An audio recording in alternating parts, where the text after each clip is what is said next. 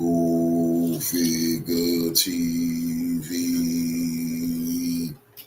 Revolutionary salute. Revolutionary salute. Like, share, subscribe. Welcome to the House of Revolution. You know I'm your humble host, the Yahweh of Revolution. And we got Middle East madness. Netanyahu don't want to go to jail. He's dragging us into World War III. Trump is humiliated and looking like a sucker. Let's get into the contents. Israel just attempted to assassinate multiple Hamas leaders during a ceasefire negotiation in Qatar. Yes, ladies and gentlemen, as Israel has demanded that Hamas engage in these peace talks and have basically spent the last 2 days trying to bully them into accepting the terms of these peace talks and threatening them if they don't accept the terms of the peace talks, they've effectively ended any chance of there being any legitimate peace talks. Although Hamas leadership did not suffer any losses, one of the leader's sons did unfortunately die in the strike. And if you're Hamas, you're not only looking at Israel to blame, you're looking at both the United States and Qatar itself. Israeli officials have already come out and admitted that the United States and Donald Trump green-lighted the strike. Yes, ladies and gentlemen, the same Donald Trump who literally put together this ceasefire agreement and said that Hamas better acquiesce or there are going to be consequences. But clearly, Trump wanted those consequences and wants the genocide to continue, or else he wouldn't have green-lighted and helped coordinate the strike. As I told you, the Trump administration was notified by the United States military that Israel was attacking Hamas, and the president spoke to the prime minister after the attack, as well as, again, the emir and the prime minister of Qatar. And I know Secretary Rubio and Special Envoy Witkoff were present for that call with the Qataris as well. You can't say that Israel informed the U.S. What I can tell you is the United States military informed. But the whole world is saying don't trust the U.S., don't trust Israel anymore. Putin shouldn't sit down with him. Xi Jinping. They are saying nobody in the world should sit down with Israel or the U.S. to negotiate any peace meetings, because this is the third or fourth time they tried to kill all the peace negotiators. They did this with Iran. They did this with Hezbollah. They just did this in Yemen. This is their move. They just try to pull this in Qatar. The Qataris is pissed, made them look very foolish and weak. Told these people, let's negotiate, let's get all the hostages out. When the people sit down to look over the paperwork, sign the paperwork, peace in the Middle East, you try to kill everybody. Formed the Trump administration. And yep, Qatar proved that they are nothing but a vassal state for the United States and Israel once again. Because y'all don't find it suspicious that Qatar is able to intercept missiles from Iran outside of the country, but they can't intercept missiles from entering their country in the middle of a peace negotiation. And after Israel attempts to assassinate multiple Hamas leaders and successfully kills one of their sons, the only response you have to give is, we don't accept them violating our sovereignty. What kind of milquetoast shit is that? But here's the kicker. Allegedly, hours before the attack, a UK fuel tanker took off from Qatar, refueled Israeli fighter jets that were attacking Qatar, and then landed in Qatar. So if that's true, that would mean that they didn't just let the attack happen. They actively took part in coordinating the strike, which would actually be on brand for the country that has the largest U.S. military installation in the region. In addition to all of this, Netanyahu has promised to continue and intensify the offensive that he already started a couple of days ago in Gaza. The reason, because he wanted to put pressure on Hamas to Now imagine these people gave Trump a $400 million plane so this wouldn't happen. So they wouldn't be attacked. They gave him a $400 million plane, and he still facilitated Israel humiliating them, attacking their facilities. This is the Arab world is on their knees. They looking so shameful right now. Absolute puppets. Accept this ceasefire deal that he just went out of his way to destroy. So Israelis, have y'all already accepted the fact that you're not getting your hostages back? It's not going to happen. ever, because Netanyahu has made it clear that his goal is a total, complete destruction of Gaza, and he will assassinate and kill and sacrifice anyone and everyone he has to achieve that objective. And if Hamas actually does reach an agreement and they decide to return the hostages, then what legitimate justification can he give to the international community for his continued occupation? They just said they was going to reach the agreement. They said, fuck it. They said they don't even want to be rulers of Gaza no more. They done had enough, bro. They said they ain't putting down the weapons, but they said they going to give all the hostages back. That's the paperwork they're finna sign. Revolutionary salute, soldier. That's the paperwork they was finna sign. They didn't, hey, we're going to give y'all your hostages. We don't want to rule Gaza no more. We're going to keep our weapons because we can't be defenseless now. And Netanyahu still try to kill them all. So if you kill all the negotiators, who you negotiate with? He don't want no negotiations. He want to kill everybody. This man that lost his mind. And this is the craziest part. He was supposed to be in court. The day this attack happened, the man supposed to be in court, so they had to push his court case back. He's supposed to be going to prison. This is crazy. In genocide in Gaza. He never intended for a ceasefire to be achieved, nor did Trump. He never wanted this genocide to end, nor did Trump. Trump played. He was never. Suckers, bro. They gave Trump a $400 million plane there. Niggas said, okay, thank you. Still let their country get attacked. And then come out here and say, I'm angry. I didn't know. Netanyahu humiliated him. Make him look like a sucker. Make it look like he the one running everything, which he really is. But people know Trump was in on this. Qatar know you was in on this, boy. Qatar know you was in on this. They actually do this outside of their country. Never planning on getting those hostages back, nor was Trump. It was a farce. The goal was to get all of Hamas leadership at one place, eliminate them while the hostages were still in custody. That way you get rid of your opposition while simultaneously maintaining your justification to continue the genocide. That was it. And we can conclude going forward that any alleged claims of wanting a ceasefire will be farcical as well. There will be no peace, unfortunately, until Netanyahu is out of power. Oh, no, ain't no peace. They just tried to kill the peace. They just tried to kill the peace delegation, man. What peace? You can't have no peace, but that's what Netanyahu wanted. Now, Netanyahu said, okay, now we can fight because ain't no peace. Trump looking like a sucker. These people just gave you a $400 million plane, brother. You supposed to have been protecting them.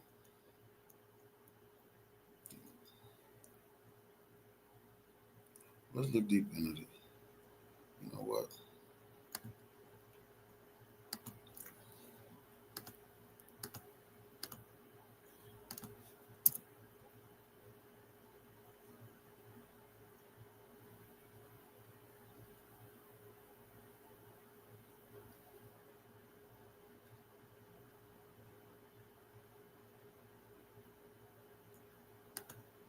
See, the Arab world look very soft. Only the Iranians. Before you start live, not going for that shit.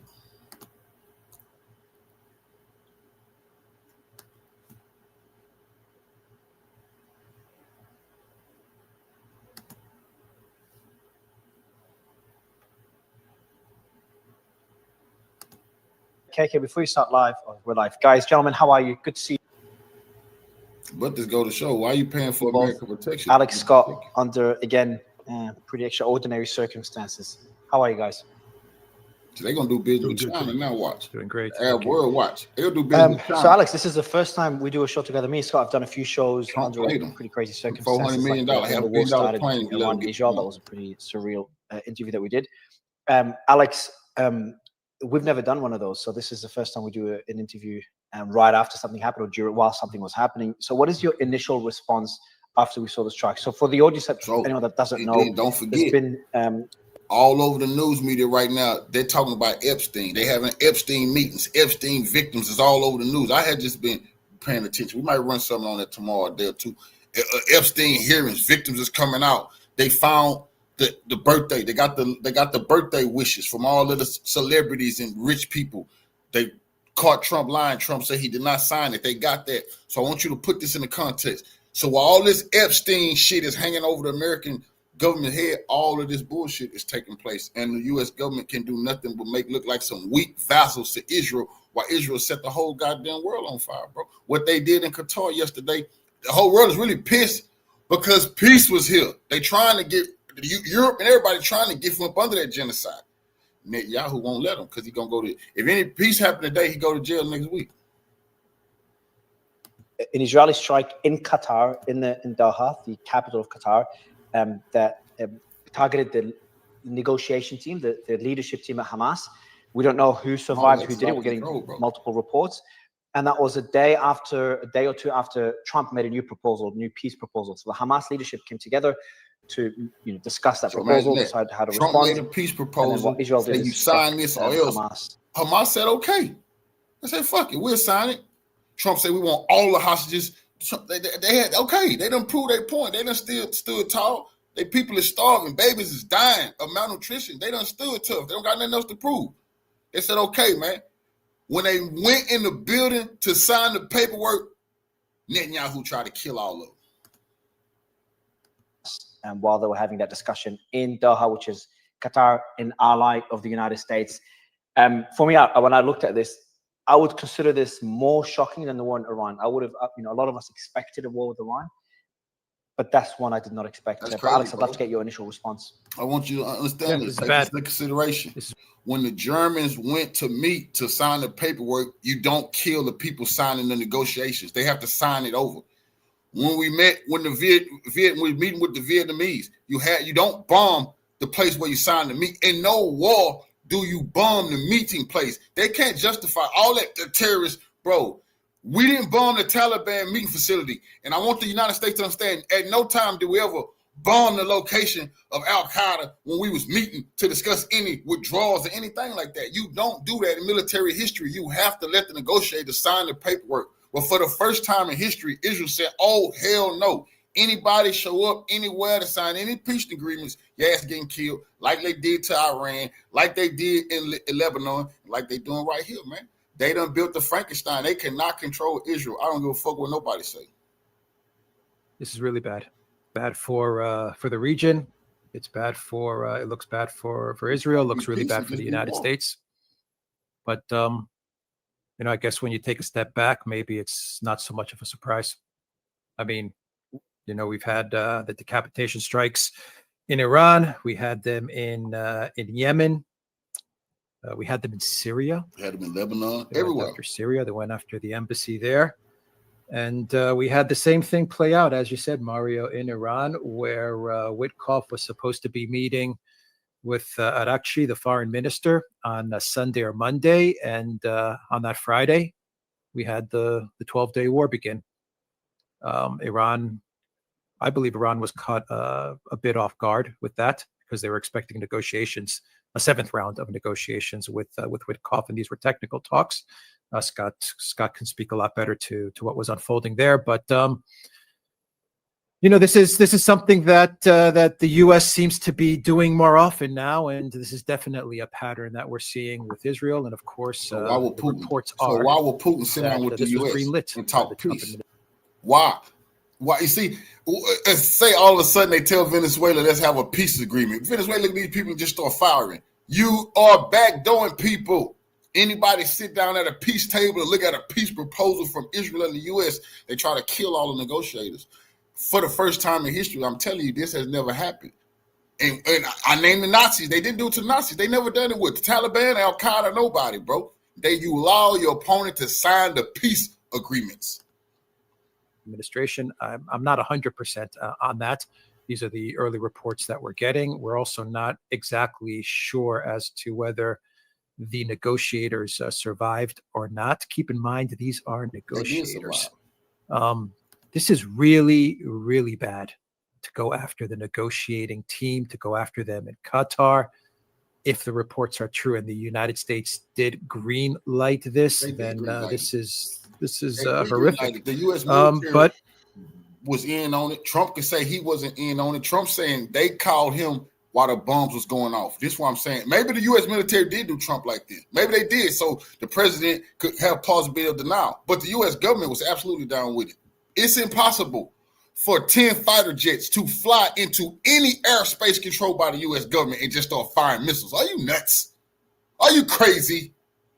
That's impossible, bro. And the whole world, once they heard that, they're like, oh, nigga, bullshit. No fighter, you approach U.S. territory with 10 fighter jets, so you watch what the fuck gonna happen.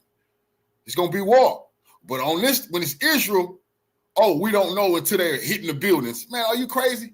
That means they could have hit the U.S. facilities. That's a lie. We would have blew them out the sky.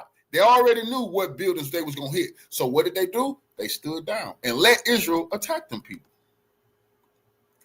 But guess what? We've been going down this road. Drones, maybe Trump gave the leaders of Hamas the head up.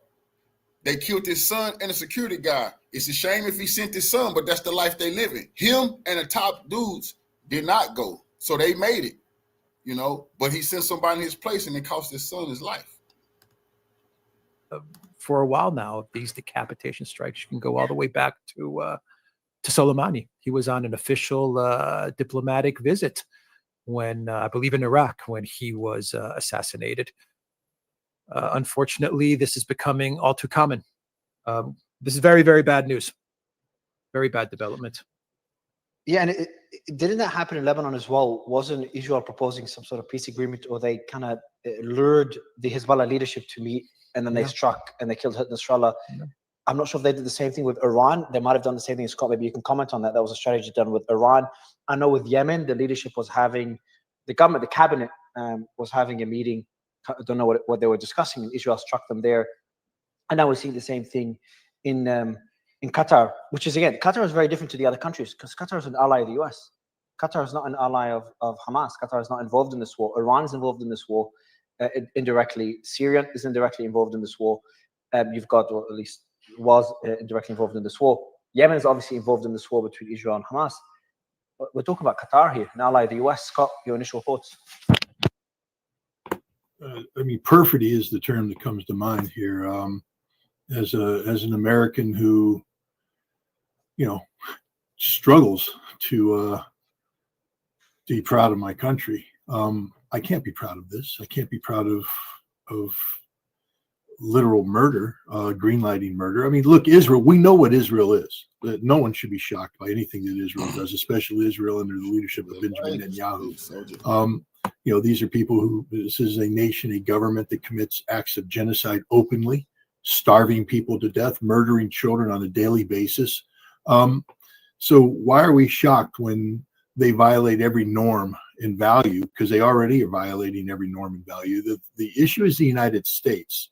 I agree with Alex. We don't know 100% certain, did the U.S. greenlight this? But I will tell you what, I have a case right now that would be circumstantial in a court of law and I'd win. I have the head of Central Command flying to Israel, meeting with the head of the Israeli military, the chief of staff.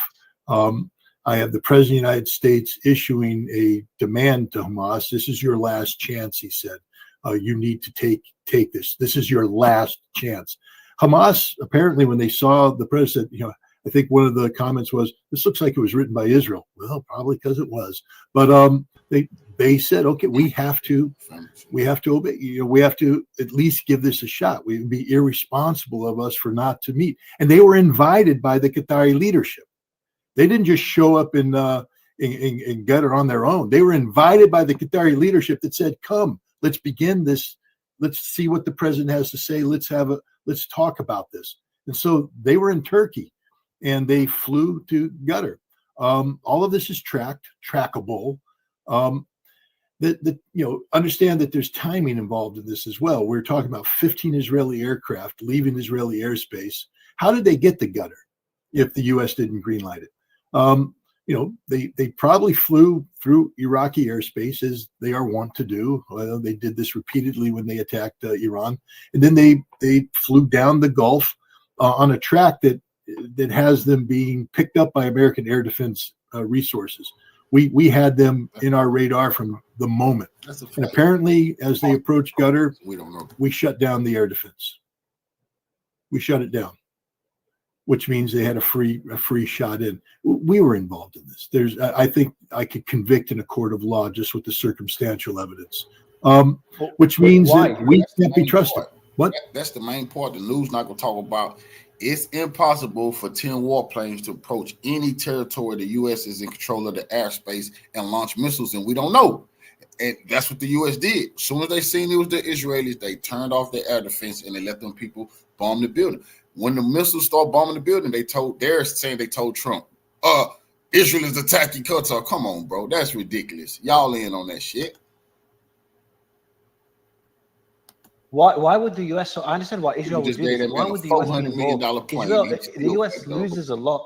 Qatar is an ally. The Arab world is all condemning this attack. Qatar's not an ally. Qatar, with all Jordan, due respect, Saudi, UAE. with all due respect, Qatar is not an ally because America doesn't have allies. Qatar is a subject nation.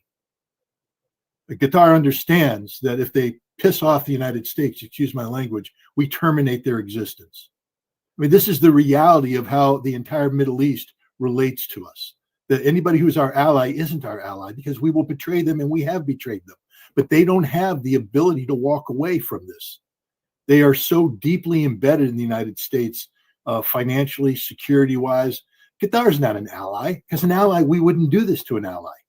Just like Germany isn't an ally because allies don't blow up pipelines of their strategic partners. The United States is an ally to nobody. And this should be the lesson the world needs to gather from this. When you deal with the United States only uses you as a tool. We're not the friend of anybody. Even Israel. Israel found that out the hard way in the negotiations with the Houthi, when the United States just unilaterally said, we're done. We agreed not to bomb you. You agreed not to sink our ships, and we're walking away. And we left Israel hanging because we don't have allies. We don't have friends.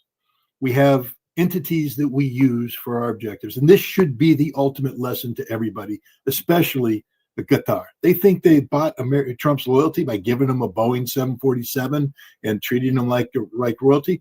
Look how he treated that.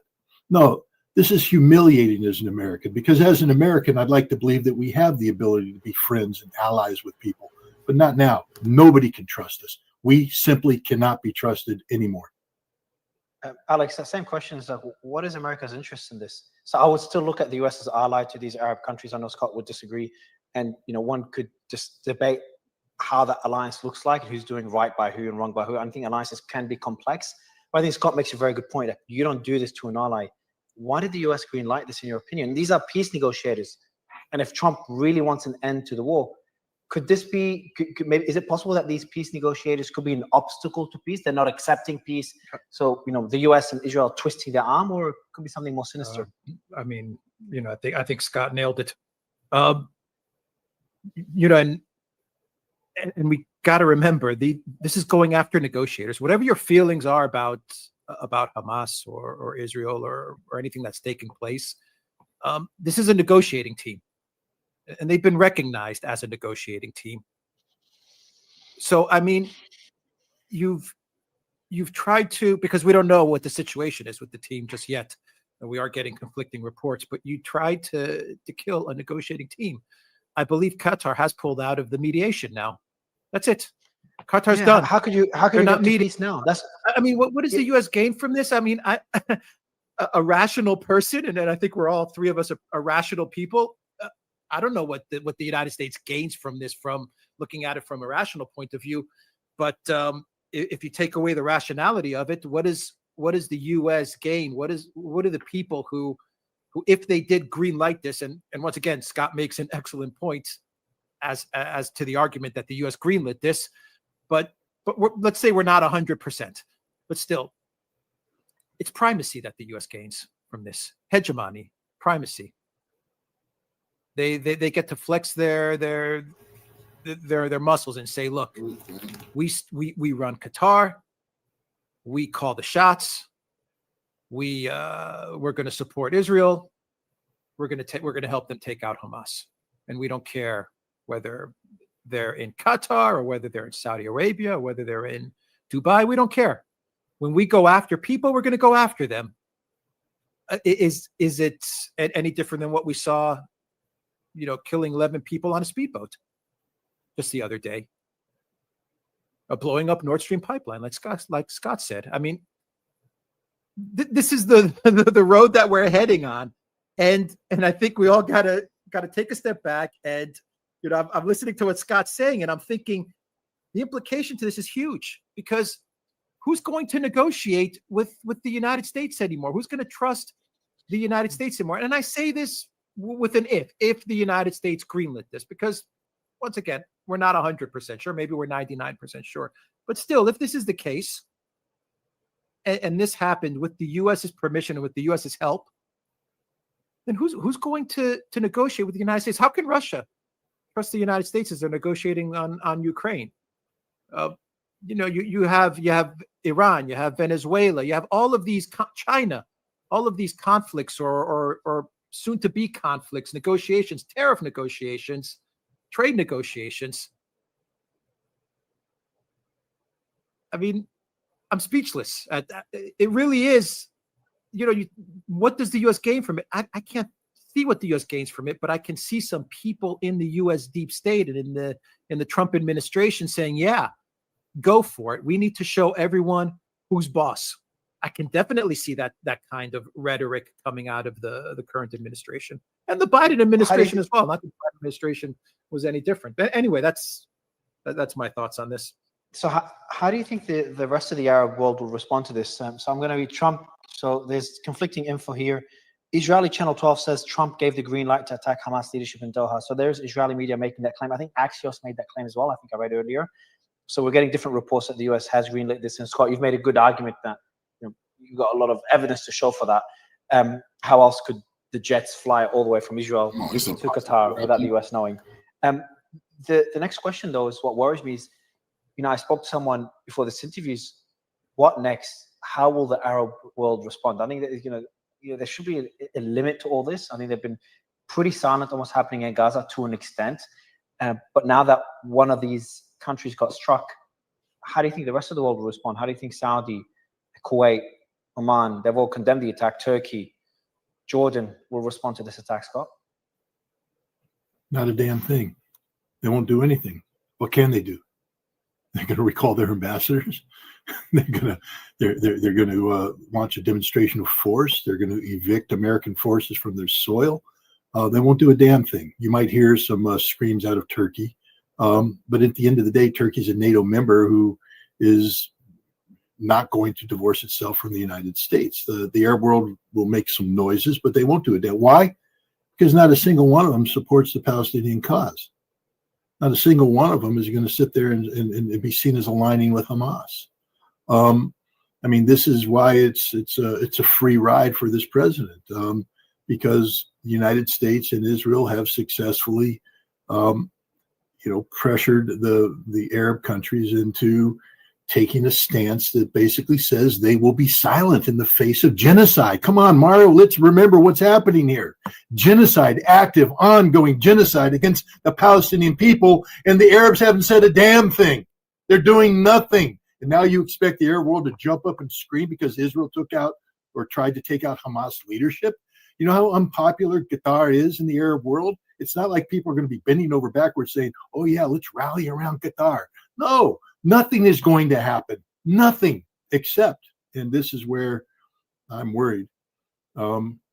If I was an American negotiator, I would resign right now. I would never go and represent my country anywhere because now I'm free game. Now it's hunting season on American negotiators. Steve Witkoff's life expectancy in the Middle East is about 0 now because the United States has shown that they respect nothing, that we are nothing. All we understand is the law of the gun. And we've just legitimized terrorism. Okay? Whatever moral ground we wanted to take about October 7th, it's gone, finished. We never again can speak up about international law and the niceties of law. We just legitimized everything Hamas did because we sunk to their level, if that's the interpretation you want. I don't take that interpretation, but if we're going to condemn Hamas for violations of international law, what did we just do? A massive violation of international law. So the Arab world will do nothing because they can do nothing. They're incapable of doing nothing. We're seeing the depth of the depravity of the Arab leadership. They stand for nothing, literally nothing. Tell me one thing they stand for. Israel, and they're doing a good job at it. Like this is for me that perplexes me. And I was talking to Congresswoman Marjorie Taylor Greene yesterday, and I'm like, the weird thing about all this is that the biggest loser, one of the biggest losers, not the biggest loser, obviously biggest loser is Palestine, but one of the biggest losers is the US. The US is getting a lot of people that are starting to hate the country, hate their support for Israel. And the US is just paying for this war. So And now now US is threatening their relationship. In my view, their relationship with those Arab, I call them allies. So again, Scott, and what I asked Alice earlier, what is for the US to gain out of this? And just there's a report that came out that apparently, according to Israel Hayom, that Qatar was also made aware, not only the US, but Qatar was also made aware before Israel launched their strike. So I'd love to get your thoughts, Scott, on two things. First, do you think Qatar was made aware? Do you think they would have greenlit this? And number two is what's for the US to gain? What's the ROI for the US? We know what the Israeli ROI is. Was Qatar, were they notified? Who notified them when, in what capacity? There's stories out there that the apartment that was hit didn't have anybody in it, that the Hamas leadership wasn't in the apartment at the time of the strike. Wife was, family were, they were killed, security people were killed. If that's the case, maybe Qatar made a quick phone call and diverted the team. I don't know. We'll find out. I don't know. Was the leadership of Qatar in the chief of state? Then that undermines his credibility. Who can do that? What does the United States gain from this?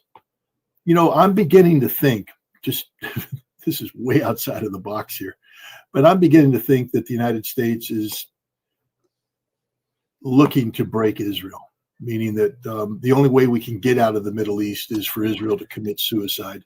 And we're doing everything we can to help Israel commit suicide, because all this does is dig a deeper hole for Israel. If you think this ends the Gaza conflict, you know nothing about the Gaza conflict. If you think somehow that the Hamas fighters in Gaza are going to go, oh my God, they just blew up our delegation in Qatar, it's time for us to consider surrendering.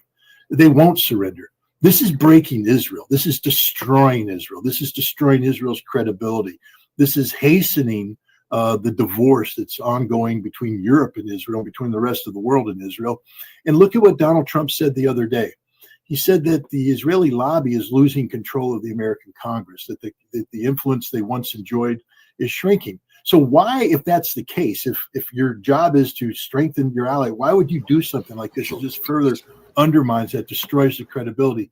There's a new national security strategy document that's on Pete Hegseth's desk, and it talks about basically creating Fortress America. It talks about the number one priority is the American homeland.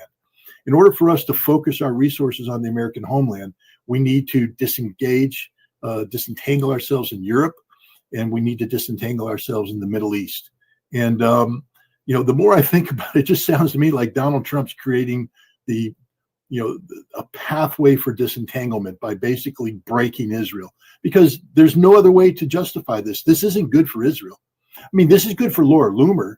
This is good for the wackos that are out there spouting Islamophobia, and anybody who dares speak out in defense of peace and who's not 100% on Israel gets loomered, and they get removed and they get harassed. It's good for them, but how is this good for Israel? Name me one way this benefits Israel, and it doesn't at all. This digs Israel into a deeper and deeper hole. And if the goal of the United States is to disentangle themselves from the Middle East, this is the exact opposite, unless you've picked the path of least resistance, meaning let Israel be Israel and let Israel break itself and let Israel deal with the consequences, because there will be consequences to pay here.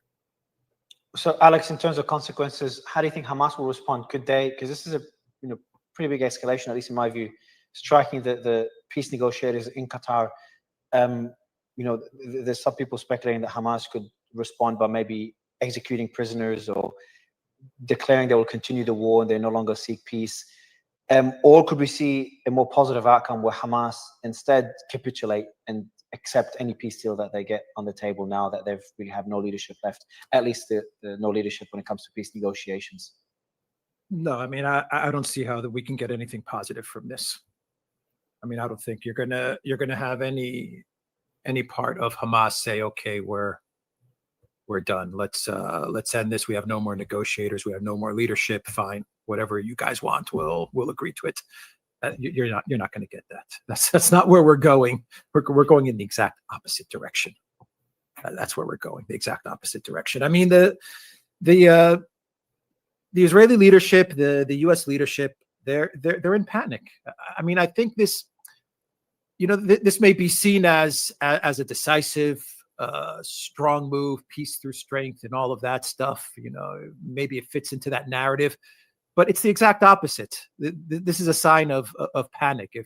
If you look at it through a geopolitical lens, it is a sign of panic. A sign of strength and confidence would be to negotiate this, to engage in diplomacy. That would be a sign of a strong country, of a confident country, of a country that's on the right side of history. What about the people that claim that Israel doesn't seek peace? That's why they did this. Maybe Hamas was close to accepting a peace deal, and that's why they struck the negotiators. Well, they're not seeking peace. I mean, you're not seeking peace when you go after the negotiators. But that's why it's a sign of panic, because if you were confident in your position, if you were confident in your place in the region, you would go for the negotiation, wouldn't you? If you're confident in your trajectory towards victory, or that you have secured a victory, you would try to negotiate it. Look at how Russia is approaching that conflict. Russia is talking about negotiations. They've actually presented a peace plan. I mean, the collective West media doesn't talk about it, right? They never mention, June 2024 root causes. But Russia is confident in its military strategy. It's confident in its plan if it has to execute that military strategy. But they are telling the United States, yeah, if you want to talk, we have a proposal so that we can end this thing on a diplomatic basis. Israel's not taking that approach. The United States is not working with Israel to take that approach. What they're saying is the exact opposite. We're just going to continue decapitation strikes, and every time we schedule some sort of a negotiation, it's a ruse, it's a trap. That's the message that they're sending out. But it's a message of panic, is what it is. That's how I think a lot of countries are going to interpret this. I think a lot of the great powers, I think that the two big powers, China and Russia, are going to interpret this as a move of panic. So Max Blumenthal, who I interviewed a few days ago, put out a tweet the team just sent me before this interview. I think he's implying that the Trump's peace proposal was just a ruse to get Hamas to all come together for Israel to strike them. So essentially, the US was in cahoots with Israel for the strike. He said 2 days ago, Trump issued a proposal and warning designed to compel Hamas's exiled leadership to gather in Doha. So essentially compelled them to come together to gather. Hamas said at the time, quote, "It looks like Trump's proposal was written by the Israelis," as you said, Scott. And then when Hamas met today in Doha, USA Defense and Qatar stood down. Scott, you said that as well. Israeli officials have told the Jerusalem Post the US greenlit the decapitation strike, which we've talked about, and continues to imply that it was all planned. It was all planned to be able to wipe out Hamas's leadership in Doha. Alex, do you think it could go as deep as that, where the US was in cahoots from the beginning? Not only was it greenlit the attack, helped strategize with Israel for the attack. Is that a possibility from a military perspective? Sure. I mean, once again, I'll defer to Scott from a military perspective. From a political perspective, it's possible, probable, maybe.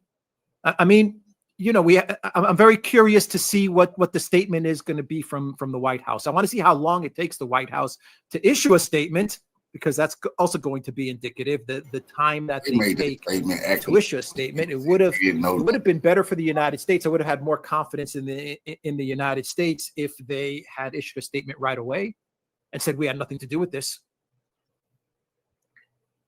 That would have been an indication that perhaps the United States really did not have anything to do with this, at least with the planning stages or something like that. But it's been a couple of hours. It's been more than a couple of hours, and we haven't had a statement. Yeah, which means that they're thinking about how to approach this.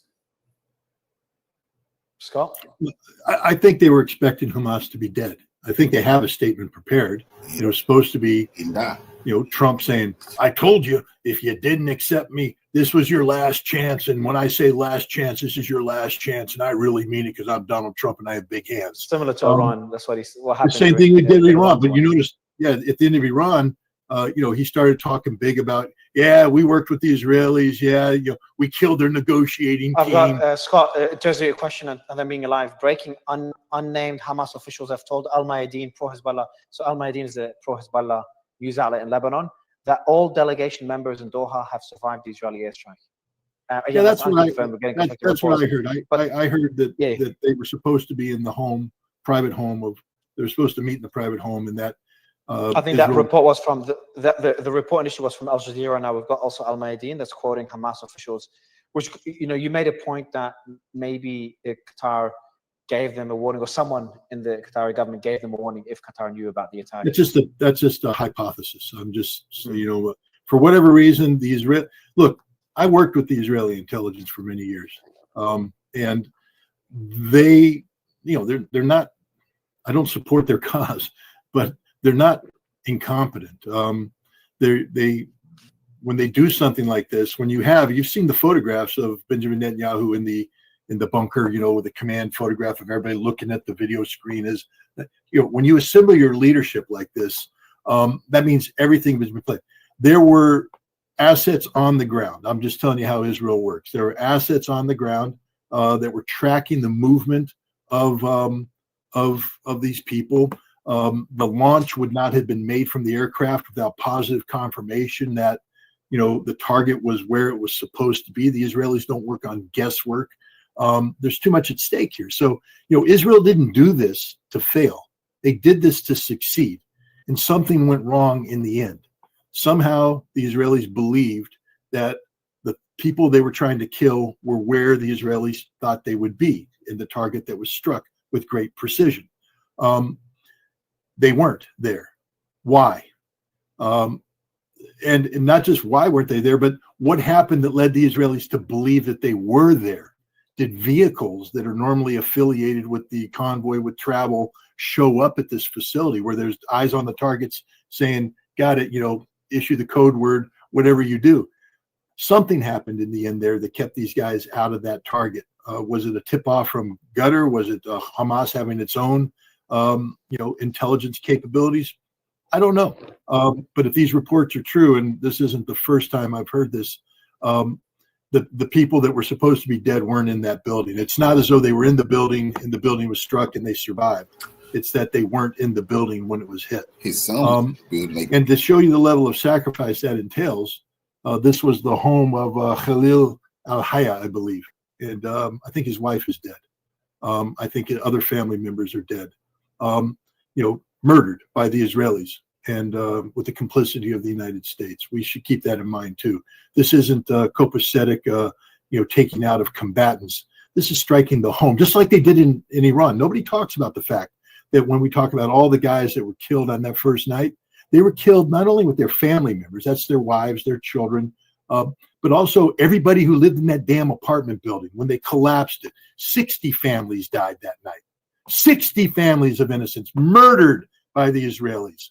And I just think we need to acknowledge what Israel is. It's a nation of murderers, a nation of assassins, a nation of people that no longer know what international law is. They are so selfish and so self-centered on their so-called survival that they're willing to do anything, and literally anything, in order to emerge as the victors here. They are murderers. They murder innocent civilians on a daily basis in Gaza and outside of Gaza. Alex, Scott was talking earlier that the US, their intention now could be to break Israel. I just don't see how that could be the case, because I think Israel's winning on all fronts and kind of breaking all the laws without facing the consequences. And it kind of seems also like the implications of this is like, essentially does that mean Israel could strike anyone, anywhere, anytime? They just struck a peace delegation in Qatar. So where's the red line for Israel? So there's like kind of two questions there. Could this be the US trying to break Israel with where this war is heading? And number two is, where are the red lines for Israel after this? Could the Trump administration be trying to break Israel? I mean, Scott puts out there an interesting point. I mean, even Scott said yeah, exactly. Look, it could be that the Trump administration is doing this unintentionally. I mean, we're not dealing with foreign policy and geopolitical experts either. We're really not. We saw it in the Biden administration with his team, and now we're seeing it with Trump's team. So these guys have these big master plans of world domination, and they see everything as a chessboard.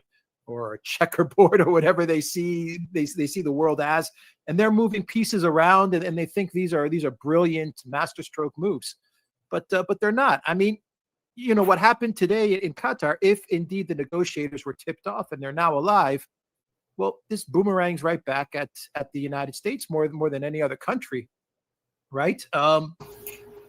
Trump. What happened in Iran, the fact that they tried to assassinate the president, Pezeshkian. Now we know that the New York Times reported on that they tried to take out Pezeshkian.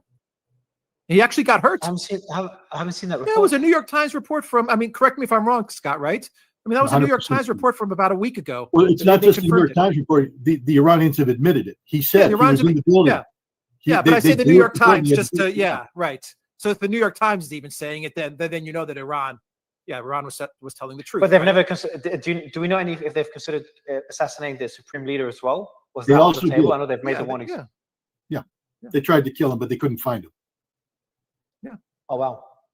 Oh yeah. Okay, oh, wow. so that goes to that goes. Yeah, it's like I'm sure that there's gonna, even during wars, there's kind of rules of conduct. There's things you don't do. You don't kill the peace negotiators. You don't kill the leader of a country, the prime minister, the president of a country. You don't kill Zelensky. You don't kill Putin. The wars are fought on the battlefield. But Alex, where are the red lines? Well, there are no rules of there are no rules of conduct anymore. And Ukraine has gone after Putin many times. Budanov has admitted it, that they've tried to assassinate Putin. On the flip side, when the Kremlin was in discussions about the Orezhnik and how to use the Orezhnik, and one of the reports that we got was one of the officials in the Kremlin said, well, we could use the Orezhnik to just take out Bankova, which is the head of the Ukraine, the seat of the Ukraine government. According to Lukashenko, he said that Putin said, no, absolutely not. He vetoed the entire proposition of using an Orezhnik to strike at the heart of Kiev. There are no rules anymore. It goes back to what Scott was saying. There are no rules anymore. This is the tragedy of what is unfolding. I don't think in the history of conflict have we seen the other side go after the negotiators like this. I mean, the ambassadors, the negotiators, these are people that have been considered off limits. You don't go after these people. And here we are in 2025, and they're going after the negotiators. Well, and they're trying to assassinate the negotiators. You go after them when you're what I call man children. Look, Donald Trump, I shouldn't, because I'm trying to get him to do the right thing on Russia. So I don't want to get on his bad side here, but he's a man child. He's not a serious leader. He's a child. Look at the stupidity he posts about Chicago.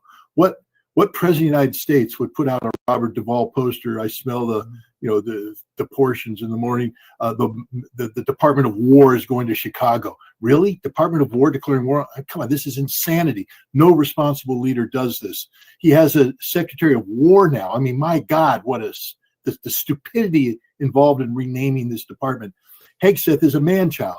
He's a man who was never more than a battalion operations officer. He's now running the largest military in the world as if he's some sort of Mongolian warlord running around, flexing his muscles. The chairman of the Joint Chiefs of Staff is Raisin Cain, a man who was retired for cause, brought back out because Trump doesn't want responsible military leadership. He wants a yes man. He wants a man child who's going to flex and who's going to do all this kind of stuff. This is what we're dealing with here. We're dealing with a president who is trying to write action comic books. It's almost like he's designing this as a comic book in his mind. Pow, bam, boom. This isn't serious. There's nothing serious about this. This is humiliating. This is embarrassing as an American. We need to be better than this, but we don't have quality leadership right now. Nobody is a quality leader right now. I love Tulsi Gabbard. But my God, is ODNI, why isn't she jumping up and down saying, no, Mr. President, bad move? I know you want to maybe save your powder for something bigger and better, but when is it the time for, where's Congress in this? Where is Congress in this? Maybe Marjorie Taylor Greene, is out there speaking, but, she's in the process of being loomered. We have Laura Loomer out there, flexing muscles. She speaks and the FBI acts. She speaks and people lose their clearance. This isn't how a real nation's supposed to be run. This is bad. This is really bad for America, and it's bad for the world. Scott, one other question is that most people forgot that Israel struck Syrian targets just yesterday. There was no war in Syria yesterday. There was no Druze community being attacked. So I'm just trying to, again, try to understand the end game. They just killed a few hours ago, potentially. They tried to kill the peace negotiators, the Hamas peace negotiators, just as Trump made a new peace proposal. Yesterday, they struck Syrian targets at a time when, you know, they're supposed to normalize relations, at least take steps towards normalizing relations, or stop, you know, I think there was a discussion having a buffer zone south of Syria on that border, and for Israel to stop striking Syrian targets. I thought things were improving. I mentioned that to Tom Barak. He seemed optimistic. And then we have Lebanon, you know, Hezbollah still being struck in Lebanon. What's the end game in the Middle East? What's the end game in Gaza? What's the end game for Lebanon and Syria? And even Yemen, we had the entire leadership of Yemen killed, assassinated just a couple of weeks ago, I think it was. Well, I was struck by something you said earlier. You said Israel's winning on all fronts. No, Mario, Israel's losing on all fronts. There's not a single front that Israel's winning it. There's not a single front you can tell me Israel's winning it. I would challenge you to if you think Israel's winning somewhere, you tell me where. They're not winning in Yemen. Yemen's still striking targets in Israel. They haven't intimidated the Houthi at all. They're not winning in Iran. Iran's nuclear program, no one knows what's going on there. Fear the worst. Iran has a ballistic missile program that wasn't taken out by the Israelis. They just tested some of the most advanced ballistic missiles imaginable. And they're telling the Israelis, if there's a round two on this one, we knock you out from the start. And Israel understands that reality. They're not winning against Hamas. Every day, Israeli soldiers are being butchered. The Israeli army can't mobilize their reserves. They're demoralized. They're not winning politically. The whole world's turning against them. They're not winning economically. They can't get investors in Israel because of the ongoing blockade that's taking place. They're not winning anywhere. There's not a single place Israel is winning. They're losing. So what is the end game? The end game is Israel loses. I'll ask you this, though. The war started with Hamas getting support from Hezbollah, that everyone thought Israel would not strike Hezbollah because Hezbollah could strike back. They had many missiles that could strike deep into Israeli territory. Iran was not striking Israel, but everyone was worried about Iran getting involved. Yemen was striking Israel with ballistic missiles. And we had even, you know, all these different groups in Iraq attacking US bases at various times. Now there's crickets. Hezbollah's, you know, there hasn't been any rockets from Hezbollah towards Israel. Barely any rockets from Hamas. There's daily rockets from Hamas into Israel. That stopped completely. Yemen, once in a while, you see a missile or a drone fly there. And Iran, obviously, Iran's Iran. They still have their nuclear program, most likely. But we do know that their military capabilities were severely destroyed. I do agree with you. No, we don't know. We don't know that, globally. We don't know that. What military capabilities were severely destroyed? The Air Force wasn't destroyed. Air defense has been 60% of missiles. Who says? Israel? Israel says? Look, I did battle damage assessments during wartime, and I'm telling you right now, on week 2 of the Gulf War, we had killed 64 mobile launchers when Iraq only had 19. So I'm just telling you right now, the Israelis have a propensity of exaggerating. It was Israel that asked for the ceasefire, Mario. You know that. You know Israel asked for. Why? Because they were running out of air defense assets, and Iran was not running out of missiles. So let's not pretend that this is somehow an Israeli victory. Hezbollah and Hamas, by the way, pulled out of the Lebanese government the other day, and there's a good chance that they will be firing their systems back up if that's what Israel wants. Hezbollah never wanted to get involved in this. There was no collusion between Hamas and Hezbollah. Hezbollah simply said, we will support Hamas by, distracting Israel in the north, but Hezbollah never took it to the next level. Iran never wanted to get directly involved in this conflict. They always said, and Hamas never asked them. Hamas always said, we've got this under control. Let us do what we're doing. Because Hamas had a vision of sucking Israel into Gaza and letting Israel be Israel, which is what Israel has done. And now the world sees Israel for what it is. So let's not create artificial victories where there was no battle. You don't consider the fall of Assad, Hezbollah stopping their rockets, and even talking about disarming if Israel pulls out. So Hezbollah said, we'll disarm, which no one expected them to say, if Israel pulls out to pass the Litani River or back outside Lebanese territory. And Because Hamas's that was rocket always capabilities have Hezbollah's been. contention. Hezbollah was created as a resistance movement.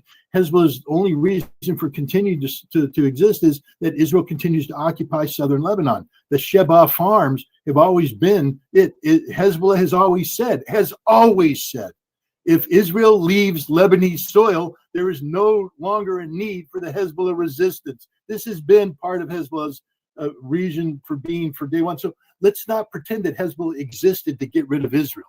Hezbollah didn't exist to get rid of Israel. Hezbollah exists to get Israel out of Lebanese soil. So when Hezbollah says, if Israel leaves southern Lebanon, we're done, that was their mission. That's why they transitioned from being a resistance movement to a political party. They want to be part of the Lebanese government. And that's why they're now telling the Lebanese government that if you insist on our disarmament while allowing Israeli troops to continue to occupy southern Lebanon, we're not part of your government. And then something big will happen again. Hezbollah is not a bunch of wimps, weaklings. Remember, yes, Nasrallah was killed. Yes, Israel bombed a bunch of sites. But on the ground, every time Hezbollah went up against the Golani or went up against any of the special, they beat them.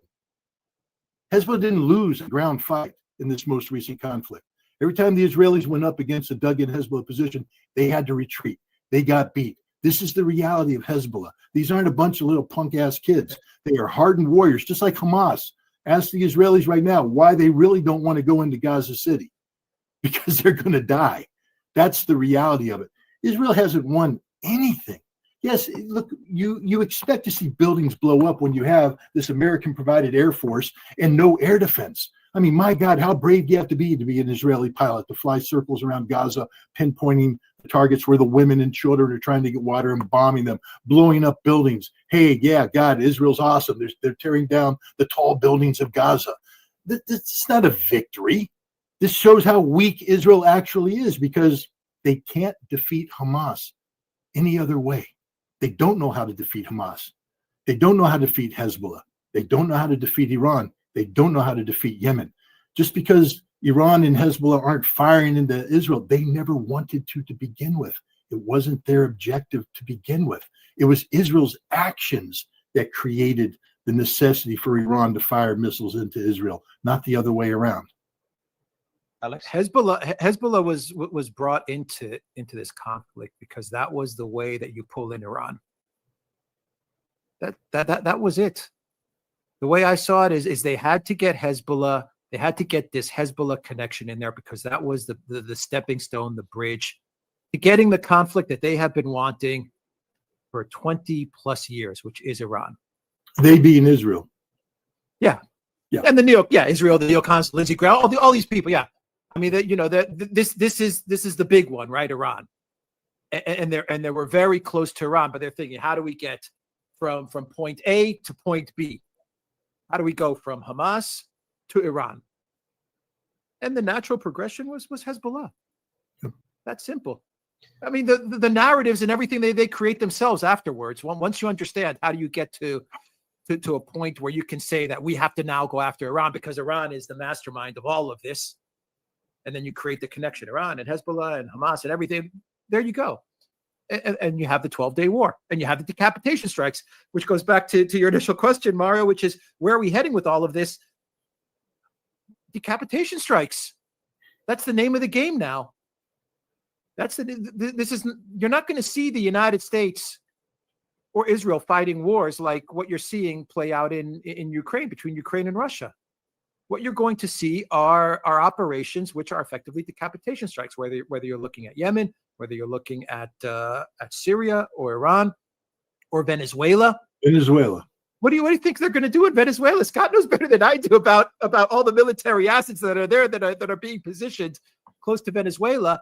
To me, it looks like the United States is preparing some sort of an operation which is going to be in the form of something along the lines of a decapitation strike. I don't know what the details are going to be. I don't know how everything's going to be worked out or the timeline of it all. But I mean, this is the military, geopolitical military strategy of the United States and their ally with their vassals going forward. And think Yeah. No, I just want to say, in the Middle East and the Europeans are vassals in all of this. Yeah. Yeah. Let's look at Russia for a second. All right. You already had a sitting senator close to the president tell Putin, if you don't listen to what the president says, ask the Ayatollah what happens next. A direct reference to decapitation, the American-sponsored decapitation strike. And that's what prompted Medvedev to say, yeah, we got the dead hand, so don't even think about it because we'll all be dead. And then Trump moved his 2 Ohio-class submarines closer to Russia's shores. But my point is, now the United States is talking about deploying the Dark Eagle hypersonic system into Germany next year. The Dark Eagle hypersonic system gives America the ability to launch a decapitation strike against Vladimir Putin 7 to 12 minutes after the Dark Eagle is fired. It will strike its target in Moscow. Now, normally we would say, well, that'd be insane. But America has apparently embraced the doctrine of decapitation. This is the problem. This is the problem. So now the Russians cannot sit back and go, they would never do that. Now the Russians have to go, they will do this, and we now have to be prepared, which means we not only have the dead hand, but we've got to deploy additional systems.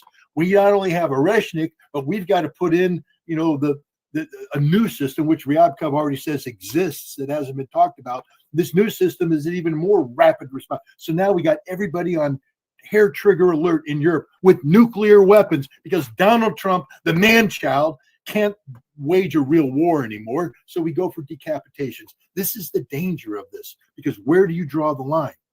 What happens when Israel gets tired of Erdogan? What happens if right now we got demonstrations in the streets in Istanbul, and there's Erdogan's political oppositions out there. You're talking about NATO member. That's a NATO member, Scott. Who cares? Israel doesn't care. Israel doesn't care about any of this. Israel spies on the American president on a regular basis. There's no niceties. I mean, come on, Israel recruited, what was that big old spy's name in the 1980s? The fat boy that got arrested and they just paroled him. But he stole the crown jewels of the American intelligence community. If you don't know what I'm talking about, but he took everything we spent billions of dollars collecting against the Soviet target, including our targeting and how we know they target. And he sold it to the Israelis, who then sold it to the Soviets to get favorable immigration out there. This is what Israel is. Israel's not an ally of anybody. Israel is an ally of Israel. That's it. Alex, I'm going to ask you one last question. I tend to always be the optimistic one, especially recently. Is there a possibility, and I was saying that to Tom Barak in our last discussion a couple of weeks ago, that we see what we saw in Egypt and Jordan? So Egypt and Jordan normalized relations. Egypt, I think, was one of the first countries to recognize Israel. And those are two of the biggest recipients. I think Israel is the biggest recipient of U.S. Military aid, other than Ukraine and reconstruction of Afghanistan and Iraq. Take these three aside. Israel's number one. I think Egypt is number two, and since they normalized relations with Israel, and Jordan's, I think, number three in terms of military aid. Anyone listening could fact check this and make sure it's correct. So can't we see the same happen in Syria? Can't we see the same happening in Lebanon? Potentially even Iran changing their stance over the next few years. And we see relations normalize, and we finally see peace in the Middle East. Because I understand Israel's been very hawkish. I'm very critical of a lot of what they've done, especially in Gaza. It's unquestionable there. But I'm sure they want peace at the end of the day. I'm sure they don't want ever-going wars, never-ending wars like we had in Iraq and Afghanistan. People in Israel are getting tired of these wars. They don't want another war with Iran.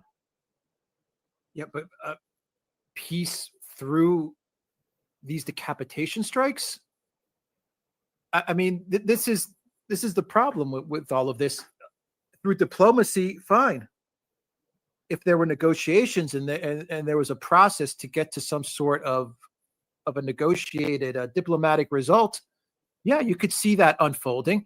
I mean, we had that in the JCPOA. We had that in all kinds of treaties and diplomatic initiatives,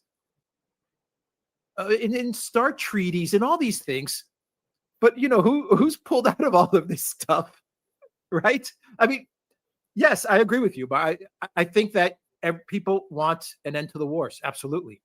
all of us, everyone wants to see the wars end, but through these types of decapitation strikes, by removing the leadership or trying to get some sort of regime change or some sort of color revolution, it doesn't make things better. It makes things worse. Yeah, that's just the way it's always been. I mean, once again, we're seeing it play out in Ukraine. You had the 2014 coup, you had a 2003 coup, you had a 2014 coup. It didn't make things better. It made things worse. And you had agreements. You had a Minsk 1, you had a Minsk 2. And the West did not honor those agreements. Well, gentlemen, really appreciate your time on such short notice. I'm sure we'll be speaking again. Scott, good to speak.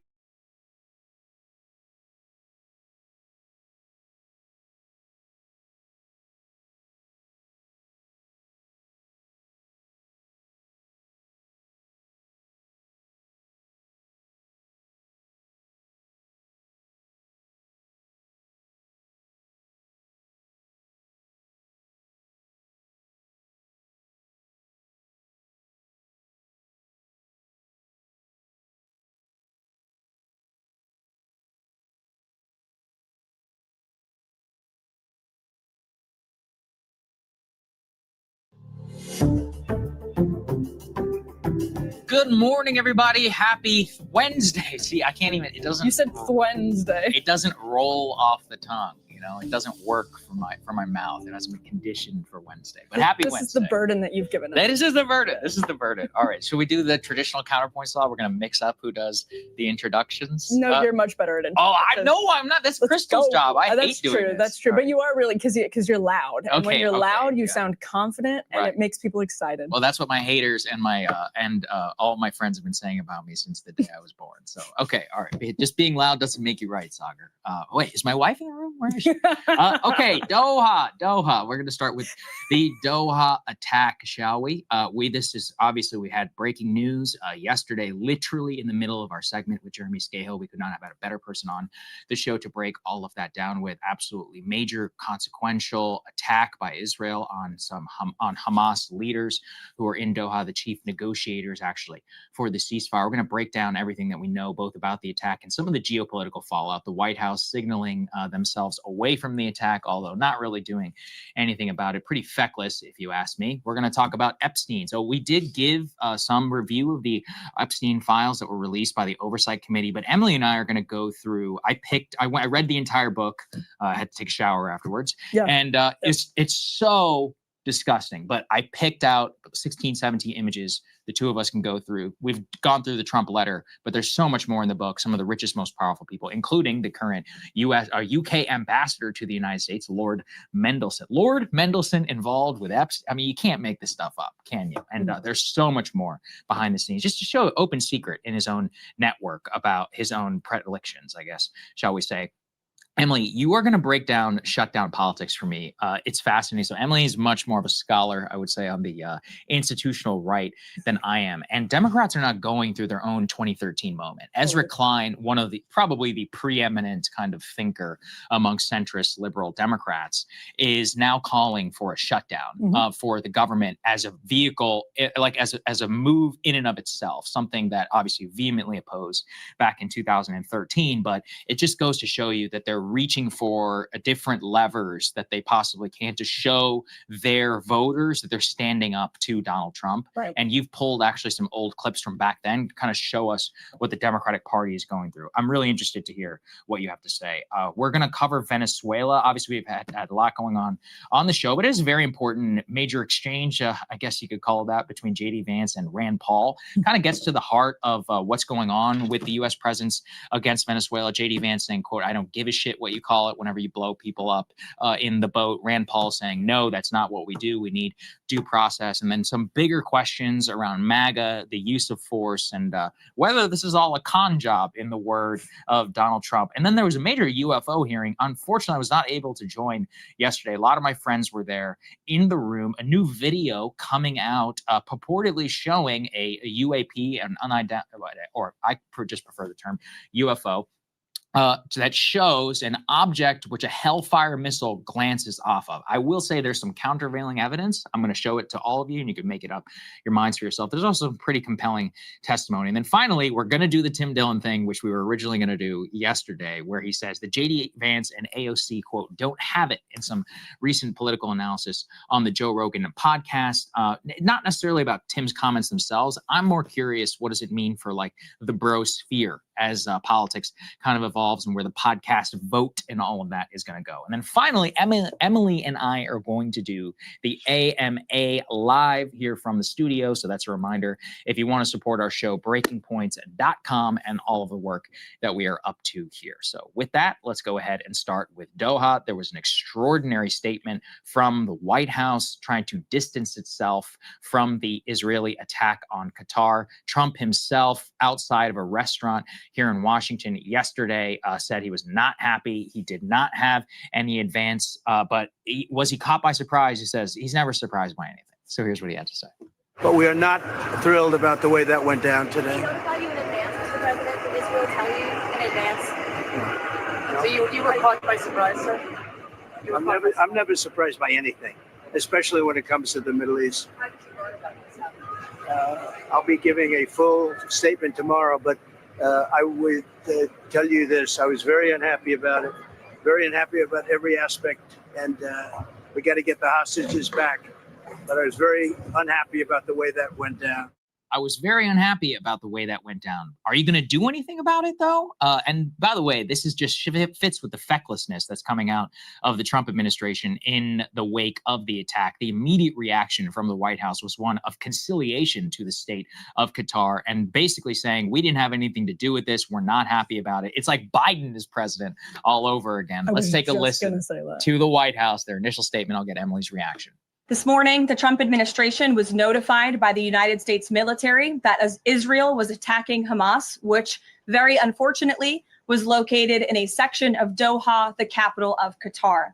Unilaterally bombing inside Qatar, a sovereign nation and close ally of the United States that is working very hard and bravely taking risks with us to broker peace, does not advance Israel or America's goals.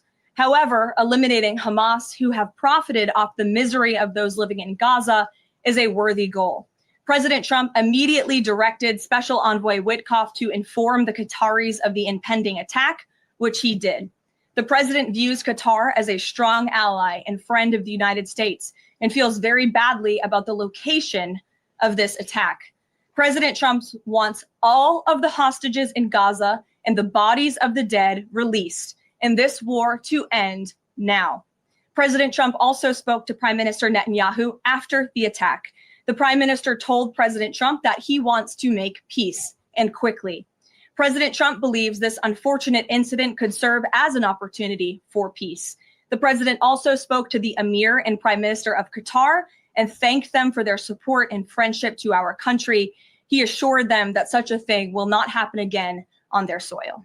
Such a thing will not happen again on their soil, but we're not going to do anything to the client state which perpetuated that attack. And according to the White House, gave them no heads up about it was happening. An extraordinary action, the violation of their sovereignty, using 10 some IDF planes to come in and to conduct this attack. I mean, by the way, at Qatar, we'll get to this in a second. One of the most high profile deaths here is a Qatari citizen, a police officer who was actually stationed outside of the building. And some of the intended were not even killed actually in the attack. So top to bottom, it's crazy. Yeah, I mean, I just want your general reaction for kind of the Biden-esque nature of like, we condemn it, but we're not going to do anything about it. I mean, this is the most bipartisan now response, I guess, to really like deranged Israeli action since October 7th.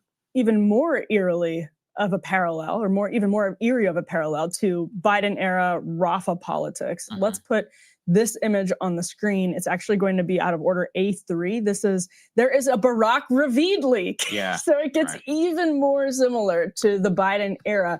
We are being told by Barak Ravid that the Trump administration is infuriated The Trump advisors are infuriated. You can bet that's probably Steve Witkoff, probably Trump himself, by Israel's attack in Qatar. Now we can go back to the last element, or the one that's just before it. This is the Yashar Ali post of Trump's Truth Social. Trump basically parroted what Caroline Leavitt said on Truth Social.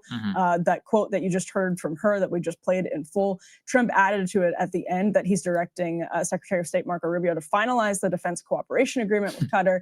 And of course, thank you for your attention to this matter. But Stalker, this is so similar to exactly what Donald Trump ran against from Joe Biden. That's right. And you cannot possibly understate the extent to which this is similar to what was happening with Joe Biden. This is Netanyahu not telling Donald Trump, if that's even true, by the way. I mean, I'm still a little bit skeptical. Yes, because maybe let's say it's true. Let's say it's true. Well, yeah. And also, if let's say it's not true. What does Trump want to project publicly? Yeah, that's right. Right. It makes him look incredibly weak. It makes him look weak, basically, no matter what. And that's kind of what's ridiculous about it. Israel's attack infuriated Trump advisors. Like, okay, so what are you going to do about it? Are you going to cut off any weapons? No. Are you going to put diplomatic pressure? No. Are you going to do literally anything other than greenlight the Gaza City invasion? No. Okay, so then you're just Joe Biden all over again. I mean, let's all just sit with American power, American security guarantees, and American diplomacy. As Ryan so eloquently put out yesterday, you have a situation where the United States sends a ceasefire proposal. We talked about it with Jeremy yesterday to Hamas. And we're like, hey guys, here's our final terms. You have to agree to them. If not, quote unquote, there will be hell to pay. And the Israeli response is they didn't even really respond, I guess, to the ceasefire. They claimed that they agreed to it completely in principle, the so-called proposal. And then they just try to assassinate all the people who did it. By the way, meeting. Exactly. They were talking about the plan at the meeting. A meeting where they're trying to respond to what's happening here. And then, by the way, what does Qatar immediately say afterwards? They're like, okay, fine. You know what? Our country, we're done facilitating any negotiations. That's what the Israelis want. I mean, I don't know what else we can say at this point. It's also just so crazy. This morning, the Trump administration was notified by the United States military Israel was attacking Hamas, which very unfortunately was located in a section of Doha, the capital of Qatar. This was a decision made by Prime Minister Netanyahu, not a decision made by me. Okay, then do something about it. I mean, we talked about this immediately in the reaction to Jeremy. The Gulf states have spent hundreds of billions of dollars on U.S. weaponry.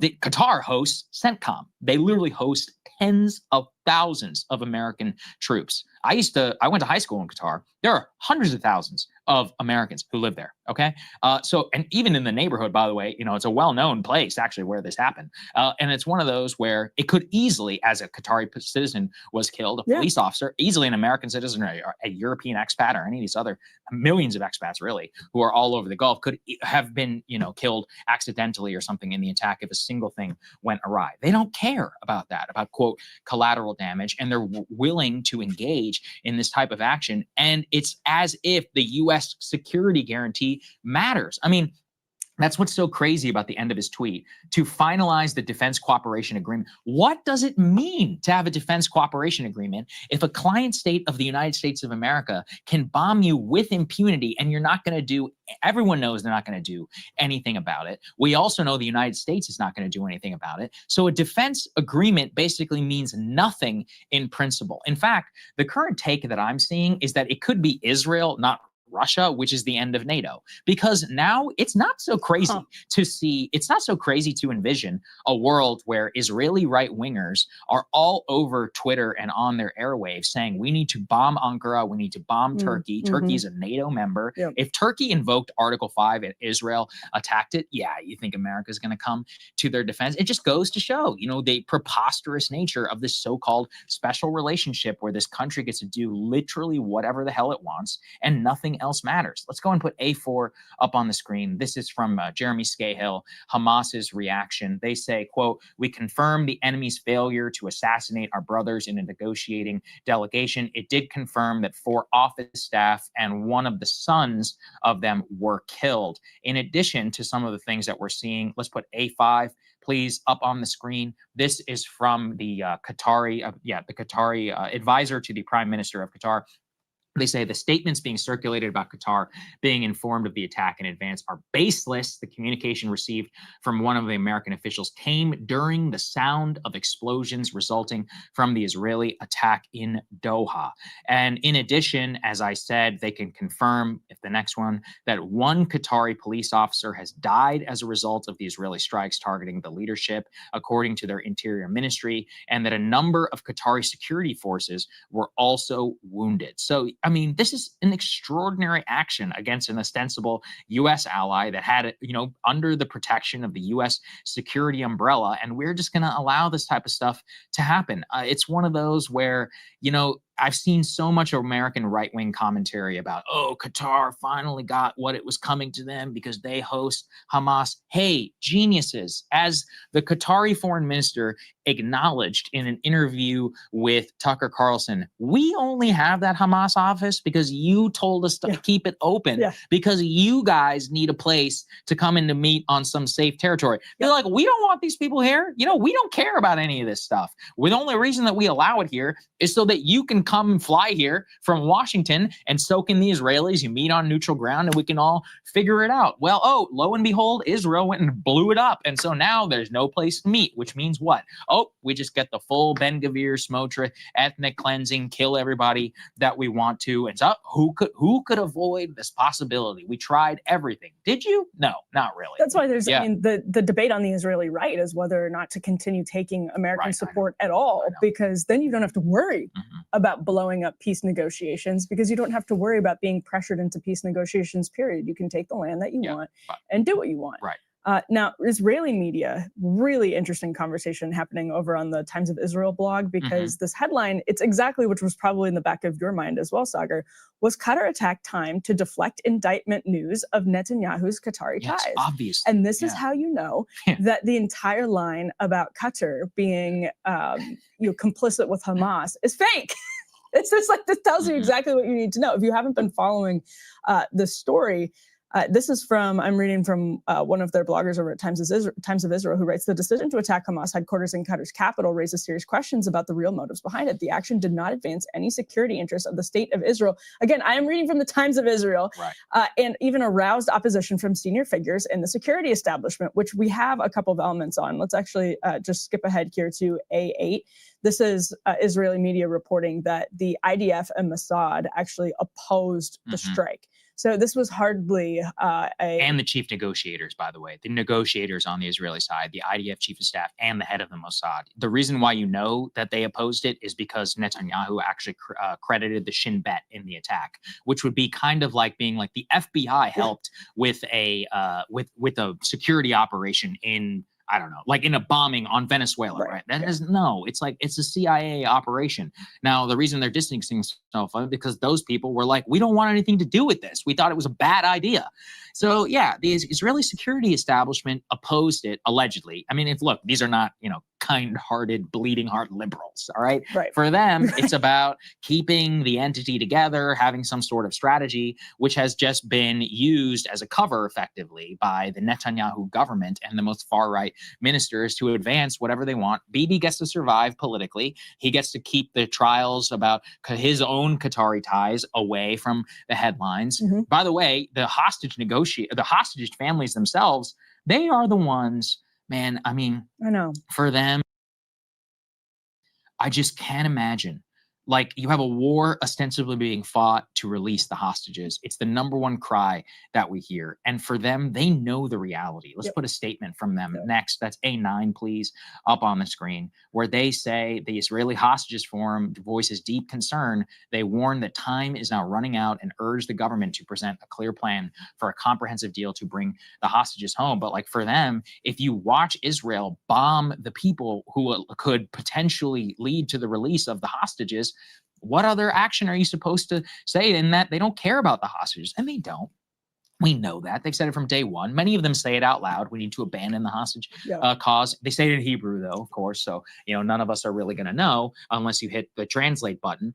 But look, I mean, it all together, I think that this is a real reckoning moment for the United States because it just tells us how much this country does, like, we cannot stand up to Israel, apparently. And the damage Netanyahu, to the Netanyahu, leader. yeah, the leader, to Israel, the country, and the uncalculable damage that it does to the U.S. diplomatic image abroad. So, that was my immediate reaction is like, look, this isn't about the attack.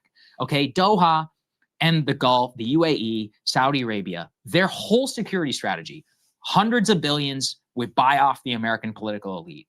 And in exchange, we all forget about 9/11. We all just look the other way, etc. The governments, we protect them. They produce the oil, win-win situation, right? And or at least win for them. But now they're being shown in broad daylight. You can be struck. Your sovereignty can be violated. We will not do a damn thing about it. And so if you put that diplomacy, also, I don't think it's an accident that at the very same time, the United States tries to have at least some diplomatic solution that Israel comes in and bombs it. Why would you believe this? Because there's two options. Trump wasn't told and he's not going to do anything about it, or Trump was told and he greenlit the attack. Both are just like the Iran situation. We're negotiating with Iran. We're supposed to have a meeting and then we bomb them.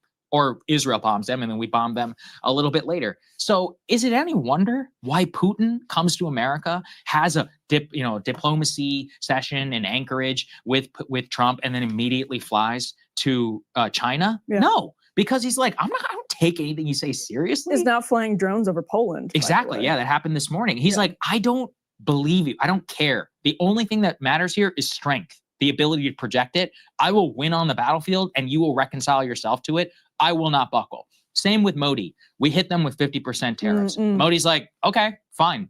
I'm flying to Beijing. I'm going to go and, or Tianjin, I think is where the SEO summit was. I'm going to post pictures with Putin. We're going to keep buying Russian oil. America, take it or leave it. We don't care anymore. And of course, Modi gave up zero. Has given zero conciliatory action. And now Trump is posting this morning, I'm having great conversations with my friend, Mr. Modi, about resolving our trade tensions. They understand that, buying into American promises or security guarantees or diplomacy is a fool's errand. It can only be done on your own terms from a position of strength. And these subjugated states like the Gulf states and many others are demonstrating to the world the security guarantee means nothing if Israel is involved. And that's why I think that the NATO stuff is not off the table. Everyone's talking about Poland this morning and Russian drones and all of that. It was a drone. Apparently, I think it was, I don't exactly know the circumstances. The Polish and the Dutch Air Force shot them down. It's definitely a crazy situation. Don't get me wrong, but they're not invoking Article 5 and everyone's saying, oh, the NATO needs to stand strong. Again, I genuinely ask the world, like if Israel bombed Turkey, would America do anything about it, especially if they invoked Article 5? No, we would just dissolve NATO. We all know that. Is that apparently we would pick Israel, a country which we have no treaty obligation to defend, zero treaty obligation to defend, which is some 50-something ranked in our trading partners, of basic zero consequence to U.S. affairs. And we put it at the top as if it's like the UK or something like that. It's totally nuts. And I mean, it's like one of the critics are always like, why are you so obsessed with Israel? I'm like, well, the government's obsessed with Israel. We have no choice but to cover all of this extraordinary gangster type behavior and just show how it emasculates, humiliates, and undermines so many other U.S. strategic interests far more important than this country in the Middle East. But it's not even just Israel, because how many times did we talk about Biden getting absolutely rolled by Zelensky? How many times did Donald Trump talk about Biden getting absolutely rolled by Zelensky? And now you see something, a pretty similar dynamic playing out. Again, I think Trump seemed genuinely surprised. So and what? I don't think there's, well, no, that's worse. There's no, exactly. Yeah. There's nobody in the Trump administration, I mean, aside from a few people, that actually would say, yes, Israel, this is our ideological position. They should wipe out this Hamas meeting in Qatar, strike Doha, do it. Nobody was absolutely in favor of that happening. It would save maybe a handful of people working at the State Department or something like that, where you have some of those ideologues, maybe some of the people you've reported on, Sagar. But that's the entire, to your point, that makes it worse. What other ally would Donald Trump, think about Donald Trump, would he react as he Yeah, did I know. yesterday? Yeah, it's true. I mean, it's insane. And it looks, remember all of the people after the horrible, tragic Afghanistan withdrawal Mhm. who were saying, and these are some very hawkish people, who were saying this gave China Yep. permission to start making bigger plans in Taiwan. This gave Putin permission to invade Ukraine. Mhm. Who does this give permission to? That's right. No, it gives permission to Israel literally to do whatever it wants. It's bombed like 5 countries in literally the span of a week. I'm not joking. Like, But you're also listening Yeah. to Modi, Xi Jinping, Putin. Like that is, I mean, that if you're consistent about that point, it is real. Oh, I talked about Kim Jong-un, same thing. Yeah. Kim Jong-un flew to, I think he flew to Beijing, for the National Military Parade, literally his first ever like diplomatic conference No, he did outside not. of He rode the train. meetings with Donald Trump. And he just doesn't care anymore about U.S. words or any of that. He's like, I'm going to keep my nukes. I'm just going to keep doing whatever I want to do. You can live with it or not. We don't care anymore. Yeah. All right. I mean, that's really the response. Oh, but at we're going to this take point. Greenland. They don't take, but that didn't even work, did it? We're not even on a path to get that done. So yeah, it's dramatically undermining the U.S. strategic position. It makes him look just like Israel. It makes you look like a bitch. Like, Makes him let's look be like honest. Biden. It makes you look just like Biden, who was also humiliated by this country over and over again. I'm just like waiting for. I never thought I would say this. I'm waiting for somebody to be like Bill Clinton and just say, "Who's the fucking superpower here?" Mhm. Right? I mean, why is this so uncommon? George W. Bush even criticized Israel's military. I know. What happened to this country?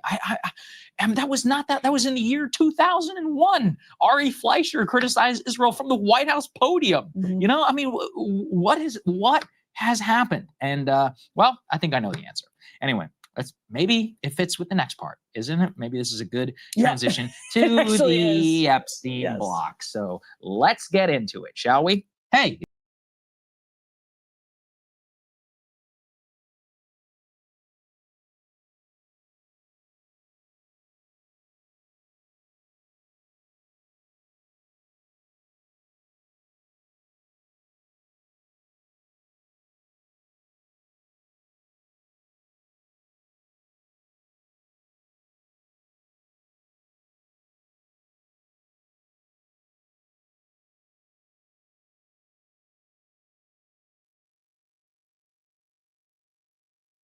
Well, a few weeks ago, a group of influencers were given the royal treatment by Israel. Hey, we'll fly you into Israel, put you up in a hotel. You'll meet with Mike Huckabee, Benjamin Netanyahu, and give you some good propaganda, and then we'll send you on your way back to the United States. Well, they're ramping up a new round of influencer trips right now. One of those companies that handles these trips is called Israel 365 Action. Here's what one of their initial messages to an influencer says, a source provided redacted with one of these messages. Invitation influencer trip to Israel. Hello, my name is, and I'm a fellow content creator in the anti-woke movement. I'm also Jewish and a volunteer with an organization called Israel 365 Action. We're putting together a possible delegation of conservative content creators and leaders to go to Israel during the week of 10/26 to 11/1, 1st of November. We're still working out the itinerary and details, but attendees will get to explore more about Israel's biblical history, visit the October 7th sites, and I believe check out some operations from the Gaza border. They're looking for mainly non-Jewish allies and creators who haven't been to Israel yet post the 7th of October. I thought of you since you've been standing up to the raging anti-Semites lately. If you're interested, feel free to reach me here or email. Well, we also got to look at on their website today exactly what that itinerary looks like. So you can expect to have a nice little breakfast, 7 a.m. breakfast, Israel Advocacy Boot Camp, visit the southern border communities, and then you'll have lunch and you'll have a lecture about anti-Semitism. Then you'll have 1 o'clock, you'll be volunteering, such as field work or repairing bomb shelters, visiting soldiers in the hospitals. And then at 4 p.m., connecting biblical prophecy to the current state of Israel. Then you'll have dinner, a barbecue with IDF soldiers. And then at 8 p.m., you'll go and visit bereaved families. So a full day of propaganda so that you can take it back to the United States. So to anyone paying attention, this was intentional, laying the groundwork for positive news coverage over the summer. Once the bombs start falling once again, once they go back to war fully with Iran or anybody else in the region. Well, this morning the bombs started falling, and the positive influencer press coverage followed right behind it, as just like on cue. The very influencers who were invited to Israel back in early August immediately started posting positive comments on how it's about time we took it to Qatar on social media, bombing Qatar, that they're terrorist sympathizers who house Hamas. This morning, Israel launched multiple bombing attacks on a sovereign country of Qatar. 10 explosions were reported across Qatar. Israel's IDF, Netanyahu, immediately took responsibility for the attack, saying they were targeting Hamas leadership in Qatar.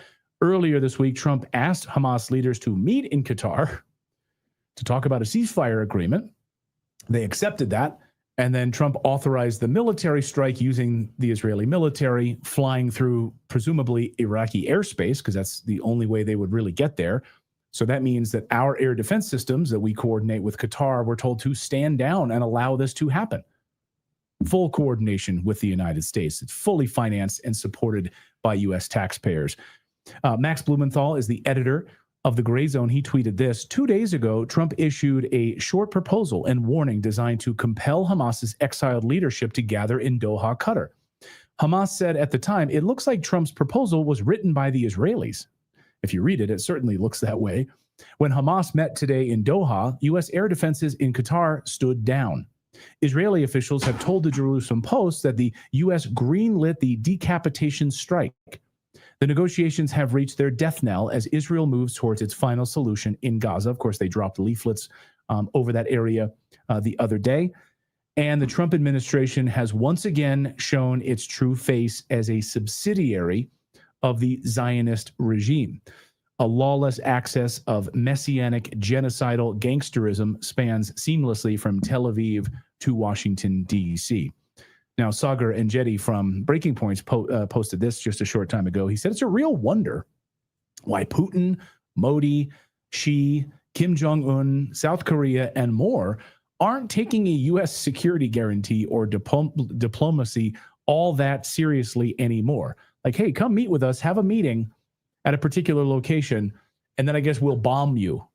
And it's worth remembering that in recent history, Qatar promised the Trump administration $1.2 billion investment, gave him a plane to use as Air Force One, 400 million Boeing aircraft. So now, why? Yeah, and we trillions of dollars, right? And we allow an attack on their sovereign nation. And so, how is that going to play out with this? What we thought was a nation friendship. Well, I mean, and also you recall that Eric Trump was there for like a signing ceremony because they're about to roll out a multi-billion-dollar Trump International golf course in Qatar. Like, okay, but we're just going to bomb your country? Right. Now, you found this earlier from the Times of Israel showing that people were killed in this strike, but they were not Hamas. And so even if you were targeting Hamas, you're killing civilians then, or who were they? We still don't know. Now, on target, United States representatives of the Senate and the House have started to say Israel has a right to hunt down terrorists wherever they know they are. So I have a question. Do they have a right to do that in the United States? Is it okay for them to start bombing here and then our children are also collateral damage? Because what is the extent of that, of attacking sovereign countries that have not attacked you? I'm just very curious if that's our stand now from our politicians, because I didn't vote for this. Well, no, the UN. I just want to know, like, go ahead, Phil. Sorry, but I just want to know, like, the where it's just so bizarre that the U.S. can greenlight one country to attack another. How the hell is that? Like, where are we in that? How are we in that? Why are we? Well, the weapons are ours. The weapons are ours. The financing is ours. The airspace is ours. And also, by the way, it looks like, according to reports, that the airport, one of the air bases in Qatar, U.S. air base, was used in coordination with this attack because Air Force jets were scrambled to assist in this attack from Qatar. So imagine that. Like, I just think about the logistics of that for a second. That, you know, RAF, Royal Air Force jets, and U.S. Air Force jets and others are just be able to launch from Qatari airspace to assist in an attack on its own country, right from a U.S. airbase in Qatar. They talk about masochism. The UN condemned this attack. So many other countries in the region, of course, condemned the attack, from Lebanon to Libya, etc. Canada has done the same. Yeah. Even the Pope had something to say about this attack on a sovereign country. Qatar immediately responded, saying this was a cowardly act by Israel. Max Blumenthal is the editor-in-chief, the chief bottle washer over at The Gray Zone, one of the finest journalism news outlets in the world. And he is here to join us today. Max, great to see you, as always. Hey, good to see you both. Thanks for the kind words. My pleasure. So we read your tweet. I know you were just joining here as you've been slammed busy today, but we just read your tweet about the 2 days ago Trump issuing this meeting designed to compel Hamas leadership to gather in Doha. So I don't think people immediately knew that was the case. I mean, obviously you did, and other people who understand what was going on here. But Trump, people are likening it to like the Red Wedding in Game of Thrones, like inviting people to a room, and then they're all going to be slaughtered as part of a ceasefire proposal. It's unbelievable. And Israel's name for its unprovoked attack on Iran on June 13th of this year was inspired by Game of Thrones. I think it was the Hebrew term for red wedding. So they're not even hiding it. Israel immediately Netanyahu sent his biggest stenographer in the media, Amit Segal, out to claim that the Trump administration had been exploiting negotiations to buy Israel time for this unprovoked attack, and that the negotiations were actually orchestration with Israel. I'm talking about Iran. And now we see the same scenario playing out where Trump was basically handed this 100-word proposal by the Israelis. It went back to Hamas unchanged. Of course, Hamas was going to agree to some form of it. They had just agreed to the last proposal, and then Israel said, well, too bad. We don't care. But this time, the point of the proposal and Trump's warning to Hamas that they had better accept it was to force Hamas to get its international negotiating team together in a neutral third country so they could be targeted. And the U.S.-controlled air defenses in Qatar stood down. The Patriot batteries require U.S. operation, and they just stood down, allowed Israeli jets to operate in the airspace with British surveillance and refueling tankers in the air right over Qatar. And they attempted to assassinate the entire Hamas negotiating team in a fairly densely populated civilian neighborhood near schools at a time when school was getting out. The Israelis have now come out. They immediately told the Jerusalem Post that the Trump administration gave this a green light. And what was Trump going to do? Say no to the forces that completely control his administration? So there's no more negotiations. Israel's moved beyond that. They're not even pretending to negotiate anymore just to buy themselves time. They're in final solution mode in Gaza, and they're ready to kill everybody who was on the other side of the table. Now, Israel apologists are saying, well, this is on Hamas because they keep rejecting the ceasefire. I don't know what planet those assholes are on, but what are they talking about? Because Hamas has repeatedly offered to return all remaining hostages in exchange for Israel's removal from Gaza. So what are these people? Can you follow that logic at all? I'm asking you to explain idiots, but what do you think they're talking about? Well, they're lying because Rubio and the Trump administration lie every time Hamas accepts a ceasefire proposal. Israel rejects it, walks away, and Rubio provides cover for Israel because the U.S. functions as Israel's lawyer. That's all there is to it. Hamas has accepted the last 3 ceasefire proposals, and they've been accepting proposals since at the late, one early sequence I can think of is May 2024, and then Blinken allowed Israel to blow it up. In Gaza, they refer to a series of massacres that took place this year as the Witkoff massacres, because Hamas gave up Idan Alexander, the American hostage, one of their biggest pieces of leverage in direct negotiations with Steve Witkoff and his team. And in exchange, Israel conducted a series of massacres across Gaza City and Khan Yunis, executing fire belts with F-16 and F-35 jets in residential areas. And so they call that the Witkoff massacre. They were tricked by Steve Witkoff into giving up leverage, and in return, they got massacred. So this happens again and again. And the people you're referring to just look to the Trump administration as the arbiter of truth, which means they're living in an alternate reality. Yeah. I'm just confused where Qatar fits into all of it. What will the relationship be like going forward? Anya Parampil, I don't know. You know her well. She tweeted earlier. I reposted it. I mean, is it like an empty suit country now? Basically, like I don't know. It's like Stockholm syndrome or something. You're just like allowing these people to like build bases in your backyard and direct weapons to attack your own people in your backyard. Like, what happens with Qatar now?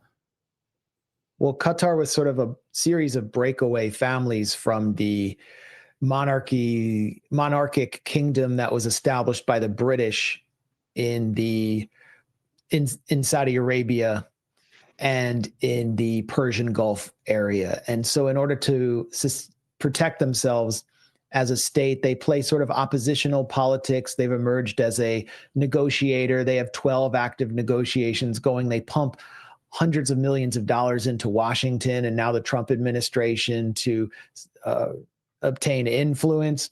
And they allow the U.S. to operate the largest military air base in the region. There are 10,000 U.S. soldiers at Al Udeid Air Base, and the air base is there to consolidate Qatar's relationship with the U.S., which protects them from Saudi takeover. The Saudis attempted a siege on Qatar in 2017, and it also protects their oil fields. In exchange, they just subordinate themselves and their entire country to the U.S., and they're not a real country. They're a neo-colonial carve-out that consists of a small coterie of extremely wealthy royals, oil fields, a slave class that provides all the services, Al Jazeera, and the U.S. military base. And so what power do they really have to resist the U.S. at this point? This is the warning that Hassan Nasrallah, the late leader of Hezbollah, made to all of the Gulf kingdoms, that at some point they are going to come for you too, no matter how much you bend the knee to U.S. and British empire. And now we see that happening. And they will also come for Turkey and Egypt. In fact, Israel just attacked yesterday in Palmyra, Syria, a Turkish military base. Turkey was setting up a base to train the soldiers of the new Syrian government of Ahmed al-Sharaa. And Israel apparently attacked Tunis, in the port of Tunis, and staged a drone attack against Greta Thunberg's boat, her flotilla boat that was in port. Remember, Israel attacked in 1985, 40 years ago, in Tunis to send a commando team to kill PLO officials. So now, 40 years later, they're attacking Greta Thunberg. I mean, this really shows the psychotic direction that Israel's moving in, and also the all-encompassing global war that it's waging on all fronts to compel complete subservience and submission before its regime. We have a lot of haters who followed you here and are calling you a Hamas supporter. So I'm sure that's brand new and hurtful to your feelings. We get that too. Something I want to understand is Saudi Arabia has said they condemn this. Way to wake up. Where have they been all along? And are they going to do anything about it? They'll issue sternly worded statements, and I think they should see the writing on the wall. Israel's doing this partly as a message to Saudi Arabia: normalize or die, because Mohammed bin Salman has said that he will not normalize until Israel recognizes a Palestinian state, which they will never do. The Israeli Knesset has even passed a bill blocking any Palestinian state from ever being recognized. And so Israel's basically saying, you're next. We could kill you next. And if you do not normalize, normalization is code for submission and subservience, and the United Arab Emirates has already done that, then, horrible things can happen to you. So this is a message to everyone, Jordan as well. And I think Egypt has a big problem on its hands too. I mean, Egypt is in a cold peace with Egypt, which was secured through the 1979 Camp David Accords. Egypt has basically given up. It was once sort of the center of Arab nationalism and Arab resistance to Israel. However, it has a strong military. I mean, it's a U.S. provided, U.S. supplied military, but it's the last Arab military capable of competing with Israel's. And Israel's final solution in Gaza, the ethnic cleansing of Gaza to complete the genocide, is contingent on Palestinians being pushed out through the Rafah checkpoint, just like a constant flood of Palestinians going into the Sinai Desert. And Egypt will never allow that. I think Saudi Arabia would be deeply concerned about that too, because the Saudi population and Saudi civil society won't accept it. And so Israel will begin to turn up the heat on Egypt as well. And I could actually see that leading to armed conflict at some point in the future.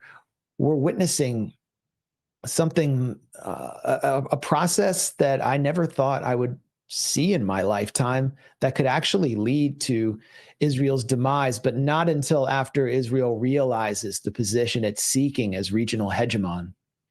Yeah. I wanted to before we get you out of here, Max.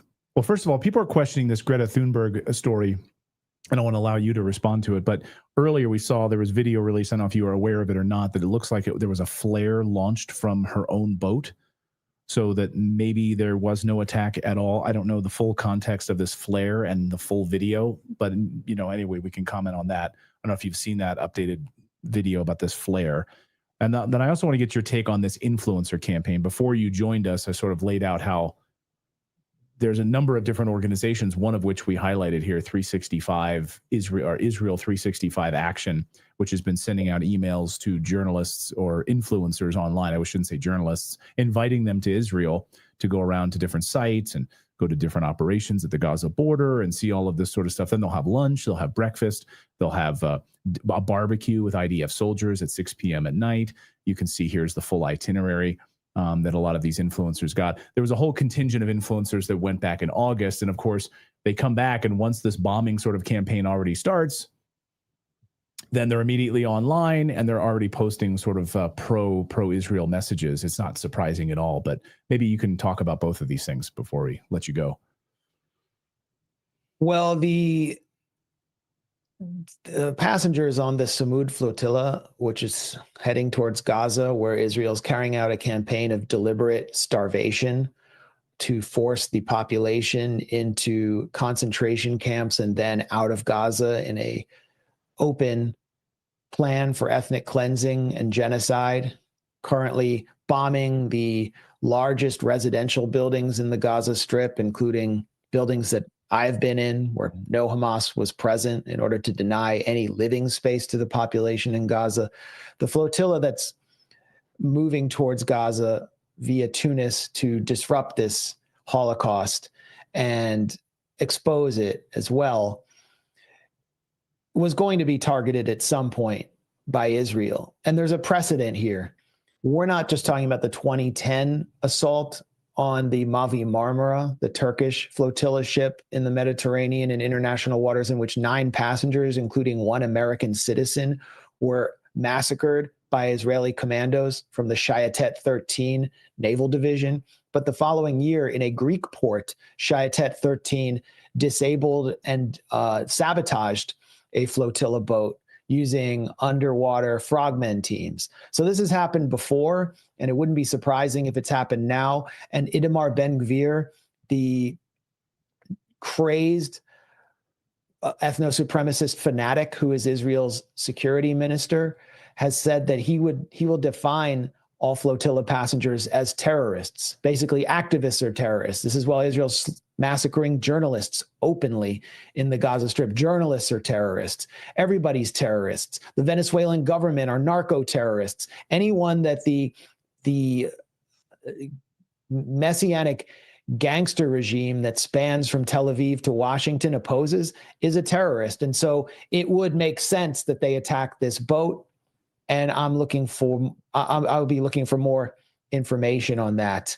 About these influencers, well, obviously, if everybody in the world who's paying attention to what's taking place in Gaza is waking up to images of shredded children every day, then Israel's going to have a hard time with its public relations, and it's seeking out some of the most suggestible, low IQ, malleable, and avaricious figures within Trump's base and sending them on these trips to not just biblical sites, but also to experience anti-Semitism, Clockwork Orange style indoctrination sessions where they are told that Jews are the worst victims in the world when we actually live in unparalleled privilege in a golden age in the United States. And then they're sent back, and they're basically incentivized to propagandize for Israel. And that's all Israel has left. Look at the interviews that Netanyahu's been conducting when he refuses almost every interview with Hebrew language Israeli interviewers. He's been talking to the frat bro Nelk boys, who had no idea who he was until they decided after the interview that, in their words, he was a modern day Hitler. And they're meeting with some of the biggest Neanderthals in the podcast circuit who have no capacity to push back. Influencers on that trip that you pointed out from, Israel's 365, they get to lob softball questions at the Christocratic end-timer Mike Huckabee, who functions as the reciprocal Israeli U.S. ambassador. That's what they get, and they think that they're in the room with someone important. And their funder is something called the Philos Project, which is itself funded by the biggest Zionist foundations in the U.S., which function as cutouts or Israeli assets. The Milstein Foundation of convicted felon Adam Milstein, Snyder Foundation, Marcus Foundation. These are all the same funders of the Canary Mission, which has been involved in the surveillance of and targeting of the Palestine Solidarity Movement, and has worked with ICE to remove Palestine activists who have green cards to ICE prisons and out of the country. So it's pretty obvious what's going on here, and it's not a grassroots campaign. There's no support left at the grassroots for Israel, and that's what Israel's really lost as they have gained global, sort of regional hegemony after October 7th. Well, I mean, you talked about tapping into your programming about anti-Semitism, but I watched you give a speech recently at the Ron Paul Institute where you talked about a trip you took to Iran and visiting Jewish communities inside Iran. And I was so fascinated at how you said they are not obsessed with anti-Semitism. It is not really a big part of their identity. And that never occurred to me before, because there's no use value in that existence if you live in Iran as a Jew. Whereas you can see that as the calendar ticks towards October 7th, we're going to see that hit a crescendo again because of the use value, right? Yeah. And first of all, unlike the influencers going to Israel or like CNN commentators, Kevin Jennings or Van Jones, I actually paid for my trip to Iran. It wasn't the same thing. And I was able to meet with Iranian Jews in their synagogues, in their community centers, and hear from them about what their lives were like in Iran. And they were safe there. They were completely secure. I went to their holy sites, which go back to the granddaughter of Jacob, Sirach bat Asher. There is her supposed tomb, as well as the supposed tomb of Mordecai and Esther from the Purim tale inside Iran. There's this rich Jewish history. They are a protected minority inside Iran, as are Armenian Christians, as are Zoroastrians. And they were safe and secure until Israel attacked on June 13th. And I would just turn to the words of Hamayun Samea, who is the head of the 700-year-old Tehran Jewish Association and a member of Iran's parliament. He fills the seat guaranteed to the Jewish community in parliament after Israel began massacring civilians in Iran after its unprovoked attack on June 13th. He said, "We are all Iranians, whether we're Jewish, Muslim, or Christian. We all are bleeding in this war, and we all have to stand together against the forces attacking us." So that was the message from the Jewish community in Iran. While we see our Jewish leadership here in the United States, the Jewish establishment, is completely invested in this genocidal Zionist project as one of the central pillars of its identity. And while it exists in pure privilege in our country and in safety, it is obsessed with anti-Semitism, the specter of anti-Semitism, and has driven itself crazy and has driven many Jews away from it in the process. And so the question is, where do we go from here? And where do we go during this genocide?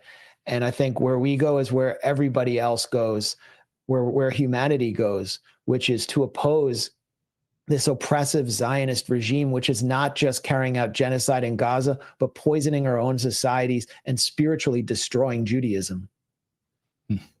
and I've heard that from a lot of Jews, not just yourself. I think you're absolutely right about that. A lot of people in our chat room saying you are 100% over the target. And then there, of course, there's a lot of angry people in here as well, but then you're over the target. Yeah. When you've angered people, you're over the target because you've done your homework been more than. Go ahead, Philip. If I can chime in, I'm just a little sad that eloquent takedown of those influencers, they probably won't understand just how took down they were from that, and that's sad to me. I hope it goes viral. Yeah. For sure. No, and they're going to be heading back there. So get ready for more of these influencers who are, sharing their photos with Mike Huckabee and Netanyahu. They're going to be there going to the barbecue with IDF soldiers at 6:00 at night and having dinner with them. And you're going to be seeing a lot of that as we gear up for October 7th. Sure, for sure. I mean, I got a full disclosure. I went on a free trip to Israel when I was a young person. 25 years ago, I went on the Birthright Israel trip. And who paid for that? Like who pays for that? Wealthy Zionists. Sheldon Adelson pays for it. The Bronfman family pays for it. The Seagram's Gin family. Wealthy Zionists pay for it. The Israeli government accommodates.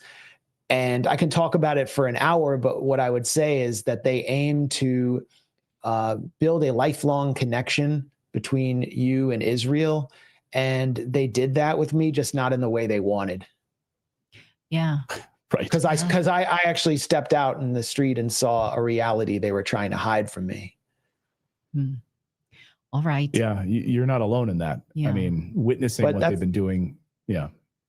That's the way these influencers see it, is they see, oh, I'm just getting a free trip to the Holy Land. But if any of them ask questions or go to the other side of Jerusalem across the 67 line and start asking questions, and they have any humanity or critical thought inside their minds, they're gonna be going in a very different direction.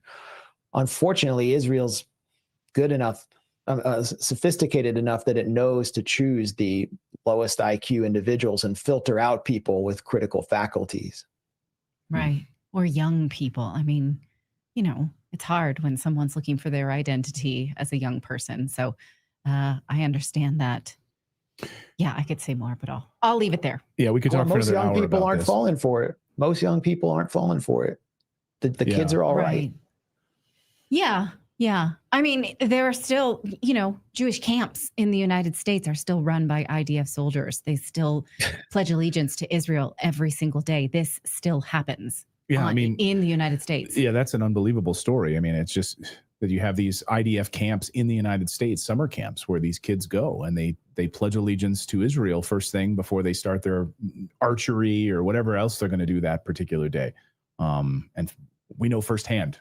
We've actually talked to families that have sent their children there, and like they pledge allegiance to IDF. The IDF runs the camps in the United States. I don't think many Americans even know that. By the way, would we be okay with like China running camps in the United States? And probably there are. So there is, if you're on your way to Yosemite, there's something called Chinese camp. I don't know what that is. It's just a sign that I passed as a kid. God. So let's not let Max ring in. Have you been to Chinese camp, Max? Do you know anything about that? I would have benefited from some Mandarin lessons and some cultural exchange, but I haven't been. Most of the summer camps I went to were kind of like Jewish summer camps, just because there were so many Jewish kids growing up in Washington D.C. But we didn't have IDF soldiers instructing us, and I grew up at a different time. There just wasn't this indoctrination, this drive for indoctrination, and this panic about Israel's existential fate within the Jewish world. So I wasn't exposed to it as much. Thank God. Well, thank you for sharing your experiences. By the way, the speech that I'm talking about, you can find Dr. Ron Paul tweeted it himself, and it was representative of the Ron Paul Institute. So just seek out those videos as well. Thank you so much. It's good to see you. Thanks, Max. Thanks a lot, Natalie and Clayton.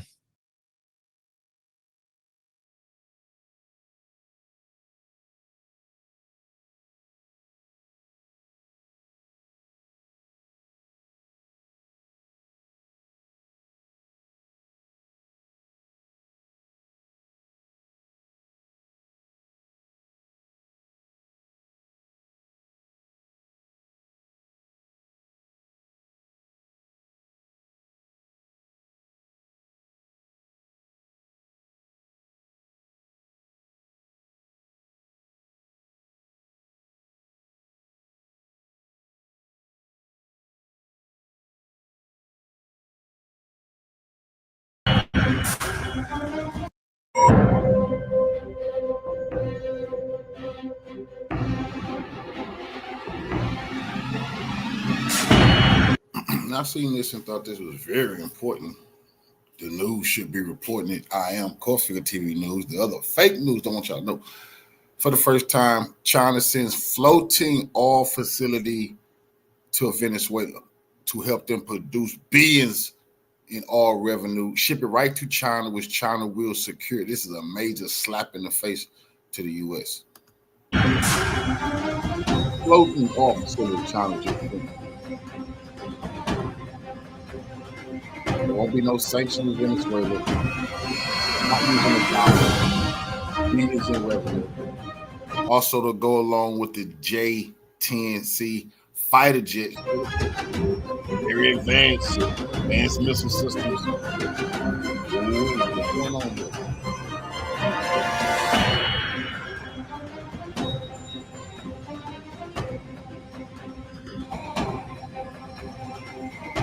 Using the back.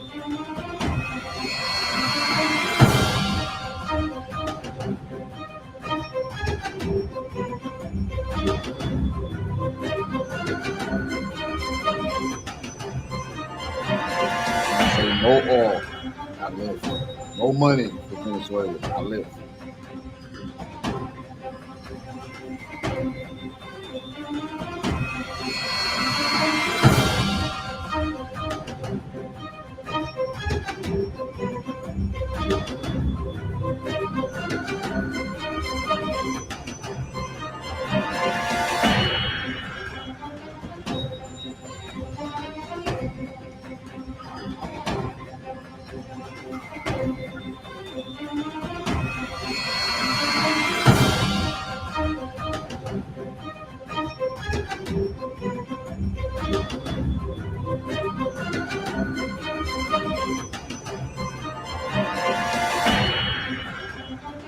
We want to see that China was sending floating oil platforms to Venezuela so they can make more money. So the U.S., I mean, they can attack those floating oil platforms if they want, you know.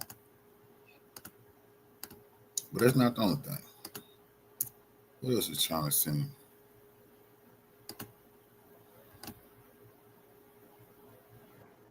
The South Pacific, the Caribbean, the edges of Latin America.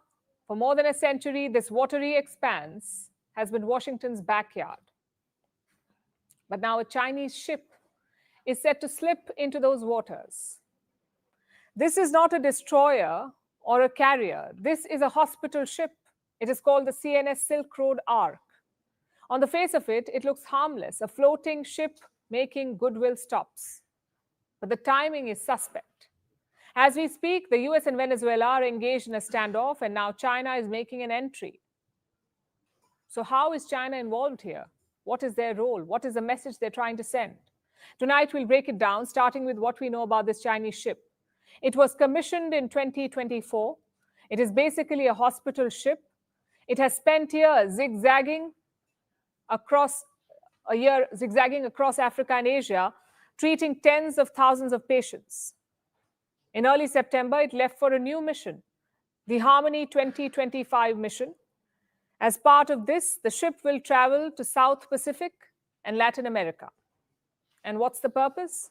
Well, according to China, and I'm quoting, this mission aims to strengthen friendly cooperation between China and relevant countries. And why is this news? Because this region is a powder keg right now. Tensions between the US and Venezuela are high. The US has dispatched a squadron of warships. Officially, it's about combating drug cartels, the groups that move cocaine and other narcotics across the Caribbean and North America. The American action, apparently, is to counter those. But Venezuelan President Nicolas Maduro says that this is not about drugs. This is about regime change in his country.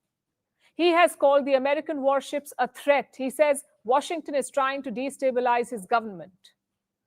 So he has mobilized his army. Maduro has called millions of reservists to defend the homeland. Last week, the US carried out a strike. It blew up what it called a Venezuelan drug boat. The attack killed 11 people. Days later, Washington upped the stakes again. It deployed F-35 fighter jets to Puerto Rico. US Defense Secretary Pete Hegseth even visited a US warship in the Caribbean.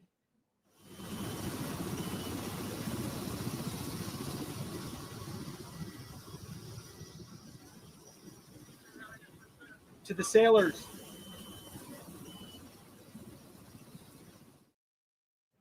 Venezuela has not hit back yet, but it says everything is fair game. It has asked the US to abandon plans of regime change in Caracas. The government of the United States should abandon its plan of violent regime change in Venezuela and in all of Latin America and the Caribbean and respect sovereignty, the right to peace, to independence. Basically, things are escalating between the US and Venezuela, and in the middle of it, this Chinese ship is sailing in. Beijing says this mission was planned before, and it's just a hospital ship. But in geopolitics, coincidence is often choreographed. Because here is the heart of the matter. Venezuela survives on Chinese oxygen. This country runs on oil exports. Nearly 90% of Venezuela's crude goes to China. Over the last 2 decades, Beijing has lent Caracas more than $60 billion, $60 billion. So for Maduro, China is not just a partner, it is the only major power willing to do business with him. And the Venezuelan president made it apparent when he flaunted his Chinese phone. Impressive. I find out everything through this. The phone that Xi Jinping gave me. Look, Xi Jinping gave me this, a Huawei, the best phone in the world, the Huawei, and the Americans can't hack it, neither their spy planes nor their satellites. So what happens next? Well, 3 scenarios loom. 1, escalation. The war rhetoric escalates, dragging the region into crisis. China watches carefully, perhaps offering Maduro moral support, but staying out of the line of fire. 2, a stalemate. Washington keeps up the pressure, Caracas keeps up the bluster, and the Silk Road arc cruises from port to port. 3, China plays mediator. It is the least likely, but the most interesting scenario. Beijing has leverage over Venezuela's oil, so it is uniquely positioned to nudge Maduro into talks. But would Xi Jinping spend political capital to play peacemaker in America's hemisphere? Well, that's the big question. As of today, this is where things stand. The US still commands the Caribbean military, but China is planting seeds. For Washington, it means headaches. For Latin America, it means options. And for Venezuela, it means survival.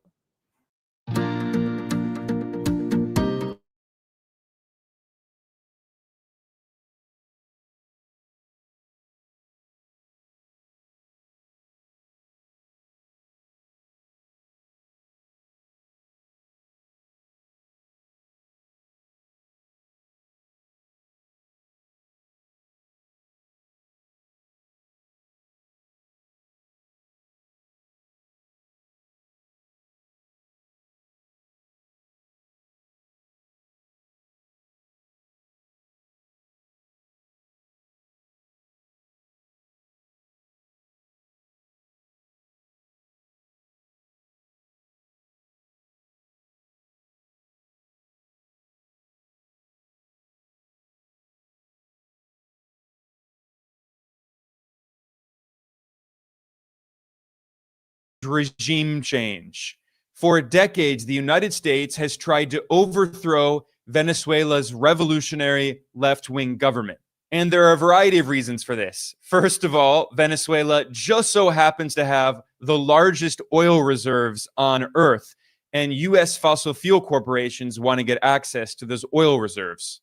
So that's certainly a major factor, but it's not the only one, because the reality is that the U.S. government has for decades been viciously attacking all of the independent left-wing governments in Latin America and has tried to overthrow them to impose right-wing puppet regimes governed by oligarchs who will serve U.S. corporate interests. This goes back to the so-called banana republics, when the CIA organized coups to overthrow independent, democratically elected left-wing leaders in Latin America on behalf of the United Fruit Company, now known as Chiquita.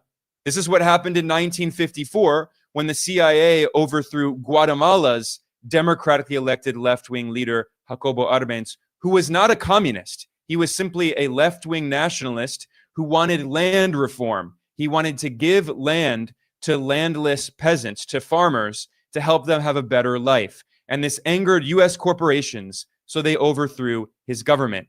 Guatemala doesn't have oil. Cuba doesn't have significant oil reserves either. And yet the US government has tried to suffocate Cuba for over 60 years with an illegal blockade. And every single year at the United Nations General Assembly, nearly every country on earth, more than 98% of UN member states, vote every year to condemn the illegal US blockade on Cuba, yet it continues in blatant violation of international law.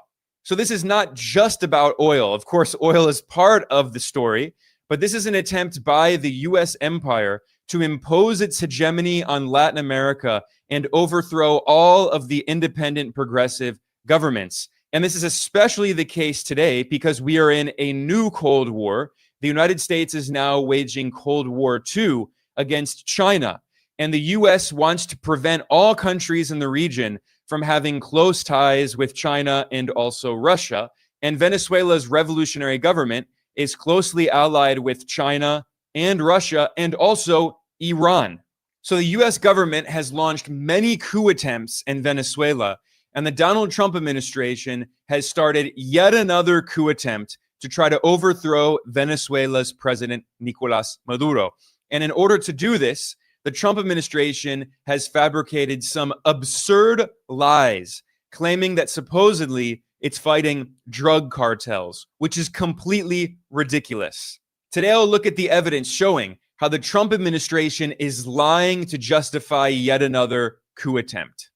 And another factor to keep in mind is de-dollarization. Now, Trump has repeatedly threatened countries all around the world that try to drop the US dollar and use other currencies in international trade. Trump is very afraid of de-dollarization, and Venezuela has been at the center of the global de-dollarization movement, and not just in recent years, but for at least a decade. Back in 2017, in response to illegal unilateral US sanctions, Venezuela announced that it would stop selling its oil in dollars and would instead sell its oil in China's currency, the yuan or renminbi. And China is the main purchaser of Venezuelan oil. So the US wants to destabilize and overthrow Venezuela also as a message to other major oil producers in the world that there will be severe consequences if they challenge the global dictatorship of the US dollar and try to sell their oil in other currencies. The US empire will not tolerate that. By the way, this is exactly what the United States did to Iraq's former leader, Saddam Hussein. And I'm not saying it was the only reason for the illegal US invasion of Iraq in 2003, but it was certainly a factor. Saddam Hussein had been selling Iraq's oil not in dollars, but in euros, and he was considering selling it in other currencies as well. And the US empire saw this as a major threat to the petrodollar system, which guarantees global demand for the US dollar and allows the US government to run massive deficits while its borrowing costs are much lower than other countries with similar deficits. And the fact that other countries need dollars in order to pay for imports of oil and other strategic commodities also guarantees global demand for US dollars, so the US can continue to run large trade deficits with the rest of the world, current account deficits, without suffering from the significant inflation that other countries that run such large trade deficits would face. So again, this is not a new policy under Trump. For decades, the US government has threatened oil producers around the world to try to maintain the global dictatorship of the US dollar, and Venezuela has been a major challenger to that petrodollar system. So this is another reason why the US government has tried for decades to overthrow Venezuela's revolutionary government. Now, the situation is very dangerous because the US military is directly threatening Venezuela. In late August, the Trump administration deployed 3 warships and more than 4,000 Marines off the coast of Venezuela, threatening war. And then in early September, the Trump administration launched attacks on boats off the coast of Venezuela, killing 11 people in a boat. Now, the Trump administration claimed without any evidence that supposedly these people that the Trump administration killed were drug traffickers. But first of all, I need to emphasize that, again, there's no evidence of this. The Trump administration is expecting us to take them at their word. But second of all, even if it's true that these were drug traffickers, the US government can't just kill them. These are foreigners in foreign territory. This is a blatant violation of international law. This is either an act of war, the US is declaring war on Venezuela, or it's an act of international terrorism. And a legal expert who's a professor of law at New York University, who was previously a professor of law at Harvard University, named Ryan Goodman, he previously worked for the Pentagon that was known previously as the Department of Defense. The Trump administration has now rebranded it as the Department of War, the original name, which really shows the true priorities of the US military. It's about waging war around the world.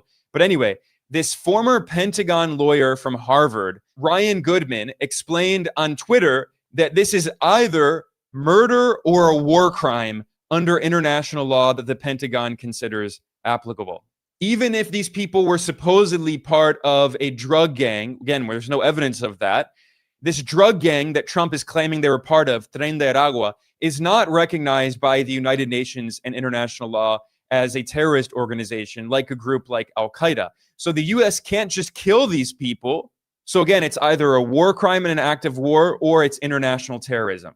And this ridiculous narrative that the Trump administration is trying to manufacture, that Venezuela is supposedly a major producer of drugs, is completely false. All we have to do is look at basic data from the United Nations, from leading international experts on the global drug trade, and we see that Venezuela's role in global drug production is very minimal. In fact, Venezuela's neighbor, Colombia, is responsible for the vast majority of the production of cocaine in the world, nearly 2/3, according to UN data.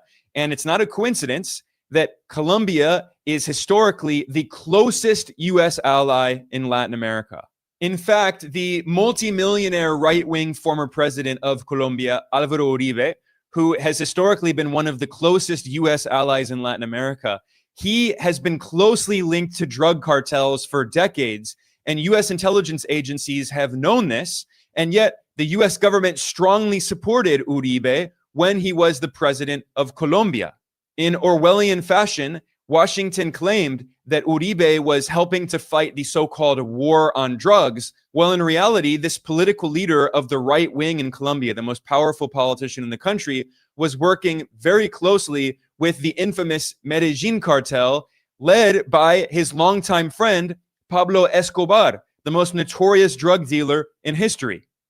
The ridiculous US double standard on drugs is also very clear when you look at another close US ally in Latin America, which is Ecuador, which is governed by a right-wing pro-US president named Daniel Noboa, and he is from one of the richest families in Ecuador. His father, Álvaro Noboa, is one of the richest people in all of the country. He's a billionaire, and he owns a banana trading company and has private ports in Ecuador. And it's widely known in the country, it's been widely reported on, that he uses his banana trading company and his private ports to smuggle cocaine in banana crates and to export that cocaine to other countries. Meanwhile, Daniel Noboa is a close ally of the US government. He was invited to Donald Trump's presidential inauguration. And what's even crazier is he's a US citizen. He's a dual citizen of the United States and Ecuador. Even though he's the president of Ecuador, he was born in Miami, Florida. He spent a lot of his life being raised and educated in the United States. And yet now he's governing Ecuador on behalf of the United States. He signed a law that allows the US military to enter Ecuador at any time for any reason without the approval of the Ecuadorian government, which is basically just neo-colonialism. And everyone knows that his family is closely linked to drug cartels, and yet the US government has no problem because he's a loyal US puppet. This is the reality. So in fact, the US government has for a long time, well before the Trump administration, under both Republicans and Democrats, the US government has long been allied with the worst drug traffickers in Latin America. I explained that in another video, which I will link to in the description below.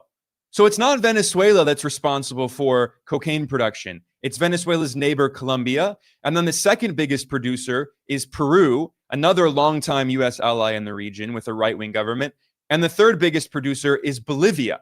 But what the Trump administration is trying to do is not only lying about Venezuela, but it's also very cynically conflating cocaine and fentanyl, because the vast majority of drug-related deaths in the U.S. have been caused by synthetic opioids, not by cocaine, and primarily by fentanyl. And if you look at reports from the US government, from the DEA, the Drug Enforcement Administration, you can see that in their reports on fentanyl flow into the US, they don't even mention Venezuela. They mention Mexico, and of course, they also blame China and India for the precursor ingredients that go into fentanyl production. But according to the US government's own data, the vast majority of fentanyl in the US comes from Mexico, not from Venezuela. Venezuela has nothing to do with the fentanyl problems in the US that have caused so many deaths. And by the way, according to the US government's own data, 86.4% of the people who are convicted of trafficking fentanyl into the US are US citizens. The vast, vast majority are US citizens, not Mexicans, yet alone Venezuelans. Venezuela has nothing to do with this. If you look at reports from the United Nations, from leading international experts on the drug trade, they do not identify Venezuela as a country where drugs are produced, including cocaine, yet alone fentanyl. Venezuela is a transit country, along with pretty much every country in Latin America and many countries in Europe. So the cocaine is produced in close U.S. ally Colombia, and then also Peru and Bolivia. And maybe it will go through Venezuela, but it also goes through Brazil and Ecuador and Mexico and Guatemala and Spain and France. But the US government doesn't care about the facts, because this is not about actual facts. This is about a coup attempt in Venezuela. And US Secretary of State and National Security Advisor Marco Rubio let the cat out of the bag when he angrily ranted in a press conference about how the U.S. doesn't care about the United Nations. He attacked the UN experts, and he said that Venezuela's President Maduro, the constitutional president of Venezuela, recognized by the United Nations, Marco Rubio said that he's a supposedly indicted drug trafficker who is a fugitive of American justice, as if the U.S. justice system can prosecute foreign leaders in domestic U.S. courts on fabricated charges made up by the U.S. government. This is absolutely insane. The U.S. government is acting like an international dictator, saying that domestic U.S. law applies to everyone in the entire world, including to foreign heads of state. And the U.S. government fabricates completely false charges against foreign leaders, tries them in absentia in U.S. kangaroo courts, and then tries to imprison them in the U.S. and tries to overthrow their independent, sovereign government recognized by international law. Listen to how crazy these remarks are from one of the most powerful people in the U.S. government. No, you're wrong in your question. Number one, Venezuela is a major source. And the reason why is the following. And I've seen a lot of this reporting, and it's fake reporting, and I'll tell you why. It says that somehow Venezuela is not involved in the drug trade because the UN says they're not involved in the I don't care what the UN says. The UN doesn't know what they're talking about. Maduro is indicted by a grand jury in the Southern District of New York. That means the Southern District of New York presented the evidence to a grand jury, and a grand jury indicted him. And then a superseding indictment came out that was unsealed about 1.5 years ago that specifically detailed Maduro's actions. So number one, let there be no doubt, Nicolas Maduro is an indicted drug trafficker in the United States, and he's a fugitive of American justice. Now, as part of these completely bogus, fabricated charges that the U.S. government has applied against Maduro, Washington claims that Maduro is supposedly the leader of a drug cartel called the Cartel de los Soles, the Sun Cartel, which doesn't exist. It was completely made up by the U.S. government. Before the U.S. government started talking about the so-called cartel, no one else had ever talked about it. Literally, the U.S. government made it up. And this is not just me saying this. Even the president of Colombia, Gustavo Petro, has said the exact same thing. He tweeted that, quote, "The cartel of the sun, El Cartel de los Soles, does not exist. It is the fictitious excuse of the extreme right to overthrow governments that do not obey them, end quote. Those were the words of Colombia's democratically elected president, Gustavo Petro, who is the first independent leader of Colombia, really in modern history. He's the first left-wing leader of Colombia ever in its history. For almost all of Colombia's modern history, it has been governed by right-wing oligarchs who were obedient U.S. puppets, who did whatever Washington wanted. Petro is the first ever independent leader, which is why, by the way, the Trump administration has been linked to coup attempts to try to overthrow Petro. And in particular, U.S. Secretary of State Marco Rubio has been constantly attacking Petro and the Colombian government. But Petro has made it very clear that the U.S. government fabricated these claims to try to justify a coup attempt. And Petro emphasized that Venezuela's internal problems should be resolved by Venezuelans, not by outside powers. But the reality is that the U.S. government has launched many coup attempts in Venezuela over the past 2 decades to try to overthrow Venezuela's revolutionary left-wing government. Ever since the leftist Hugo Chavez won Venezuela's democratic election in 1998, and he became the elected president in 1999, the U.S. government has been trying to destabilize him. In 2002, the George W. Bush administration backed a coup attempt against democratically elected President Hugo Chavez, and Chavez was actually briefly overthrown, and the U.S. government immediately supported an unelected dictator who was a right-wing multimillionaire oligarch named Pedro Carmona. The U.S. supported him despite the fact that he was not elected. So this has nothing to do with democracy in Venezuela.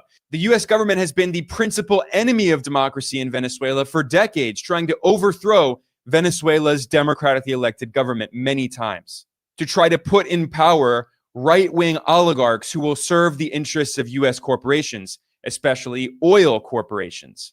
Because Hugo Chavez nationalized the oil industry in Venezuela and he kicked out the U.S. fossil fuel corporations.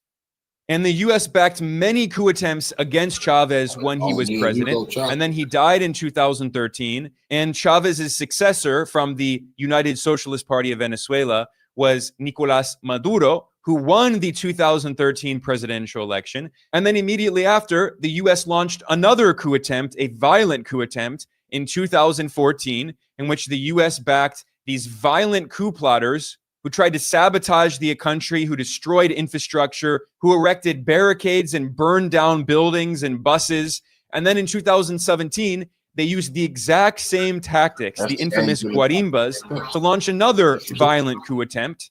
And by the way, those coup attempts were under Barack Obama, the Democrat, who in 2015 declared Venezuela to be a so-called extraordinary threat to U.S. national security, which was completely bogus, as if Venezuela is going to attack the U.S. But the reason that Obama did that is because this was the way for the White House to justify imposing illegal unilateral sanctions, which violate international law. But starting in 2015, the U.S. tried to crush the Venezuelan economy. The U.S. pressured Saudi Arabia to massively overproduce oil, to crash the price of oil in the global market, which hurt Venezuela. It also hurt Russia right after the annexation of Crimea, when the U.S. began imposing sanctions on Russia.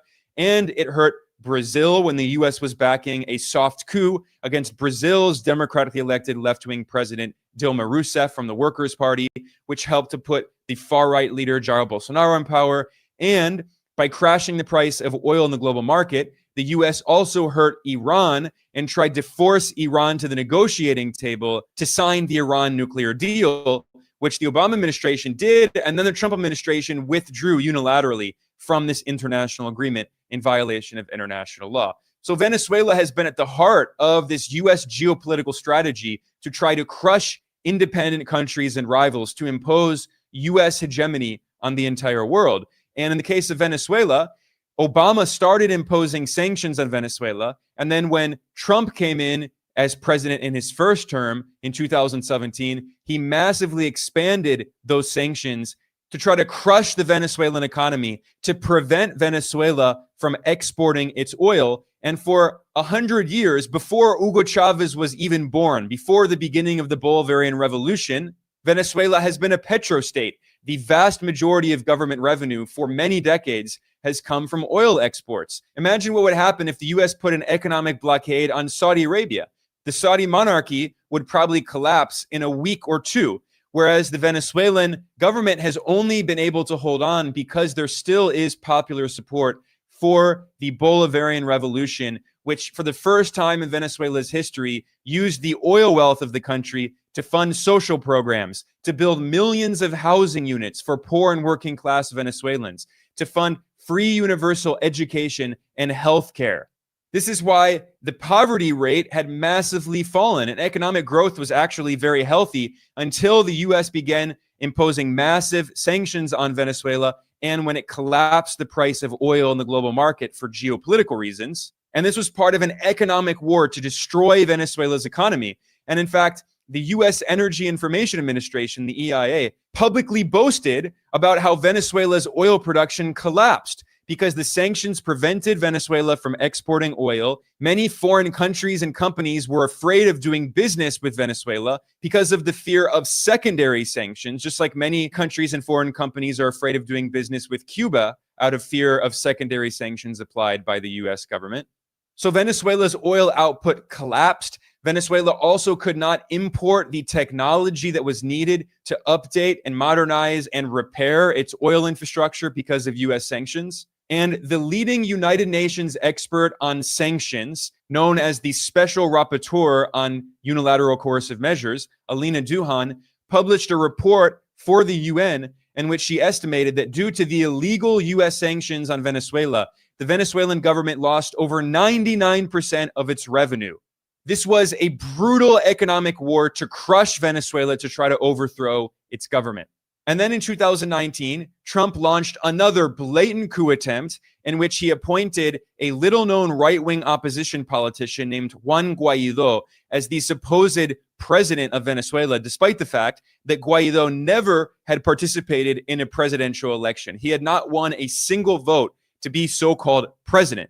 But the U.S. forced its allies in Latin America and Europe to recognize this puppet as the imaginary president of Venezuela.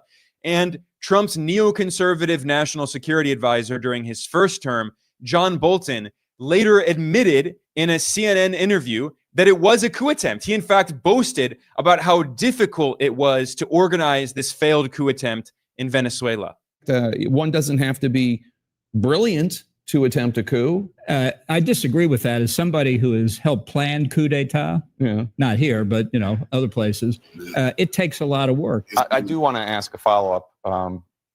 When we were talking about what is capable, what you need to do to be able to plan a coup, and you cited your expertise having planned coups. I'm not going to get into the specifics, but successful coups? Well, I wrote about Venezuela in the book, and it turned out not to be successful. Not that we had all that much to do with it, but I saw what it took for an opposition to try and overturn an illegally elected president, and they failed. The notion that Donald Trump was half as competent as the Venezuelan opposition is laughable. But I think there's another... I feel like this other stuff you're not telling me, though. I'm sure there is. And during the planning for this coup attempt during Trump's first term, Trump repeatedly floated the possibility of launching direct military attacks on Venezuela. This was later revealed by Trump's defense secretary, now war secretary, now that the Pentagon officially changed its name back from the Department of Defense to the Department of War. Again, a very honest rebranding. But anyway, the point is that Trump's previous defense secretary, Mark Esper, who was a vice president of Raytheon. So we see this revolving door between the military-industrial complex and the U.S. government. But Mark Esper, after leaving the Trump administration, he wrote a book in which he revealed that in Trump's first term, when they were making plans to try to overthrow the Venezuelan government, they repeatedly discussed the possibility of launching direct military strikes on Venezuela, attacking Venezuela with U.S. Special Operations Forces, training and arming insurgents to launch an invasion of Venezuela, and launching cyber attacks on Venezuela.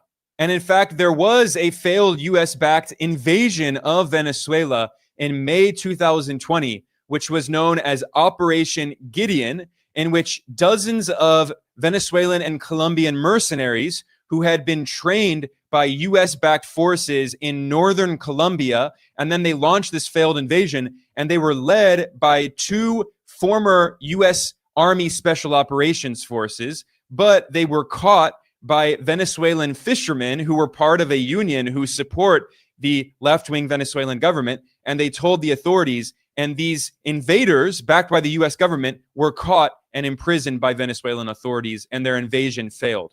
This became kind of comically known as Bay of Piglets, in reference to the failed CIA-backed invasion of Cuba in 1961, where the CIA tried to overthrow Cuba's revolutionary left-wing government.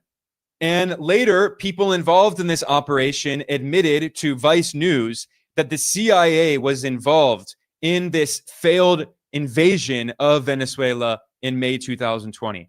In fact, the leader of a mercenary company named Jordan Goudreau, who was a former U.S. Special Operations sergeant, he oversaw this botched invasion of Venezuela, training these mercenaries in northern Colombia. And he also admitted that he was in regular contact with Trump administration officials during Trump's first term, and he met with them in Florida.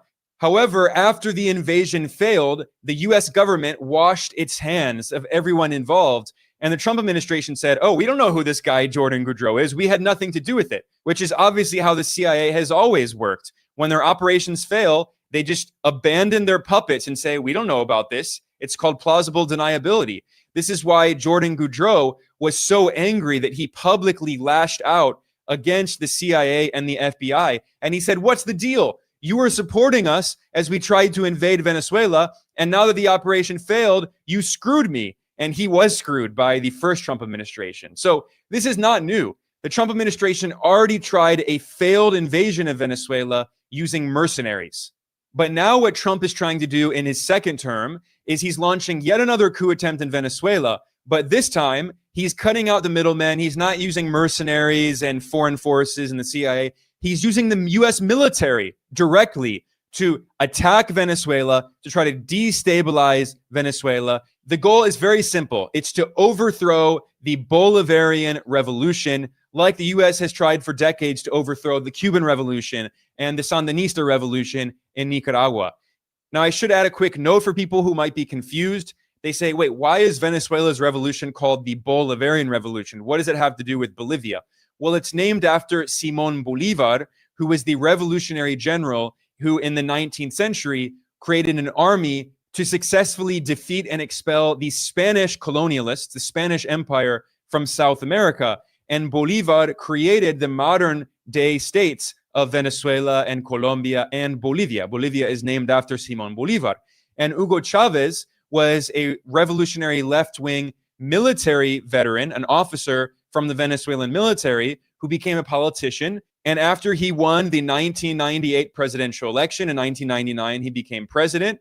And he then later launched the Bolivarian Revolution, inspired by Simón Bolívar. And he emphasized that the U.S. empire has replaced the Spanish Empire and the Portuguese Empire as this foreign colonizer trying to impose its hegemony on Latin America. In fact, Simón Bolívar himself recognized this in the 19th century. Bolívar famously said, quote, "The United States seems destined by providence to plague Latin America with misery in the name of liberty," end quote. And this is exactly what the U.S. has done for over 200 years with the colonial so-called Monroe Doctrine. And this is exactly what the Trump administration is doing in yet another coup attempt in Venezuela today.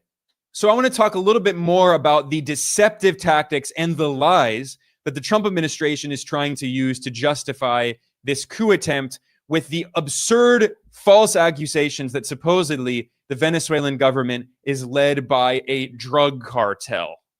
Marco Rubio, who is a neocon who has supported every single U.S. war, and during Trump's first term in office, by the way, Marco Rubio was pressuring Trump to launch a U.S. military invasion, to send troops to invade Venezuela to overthrow President Maduro.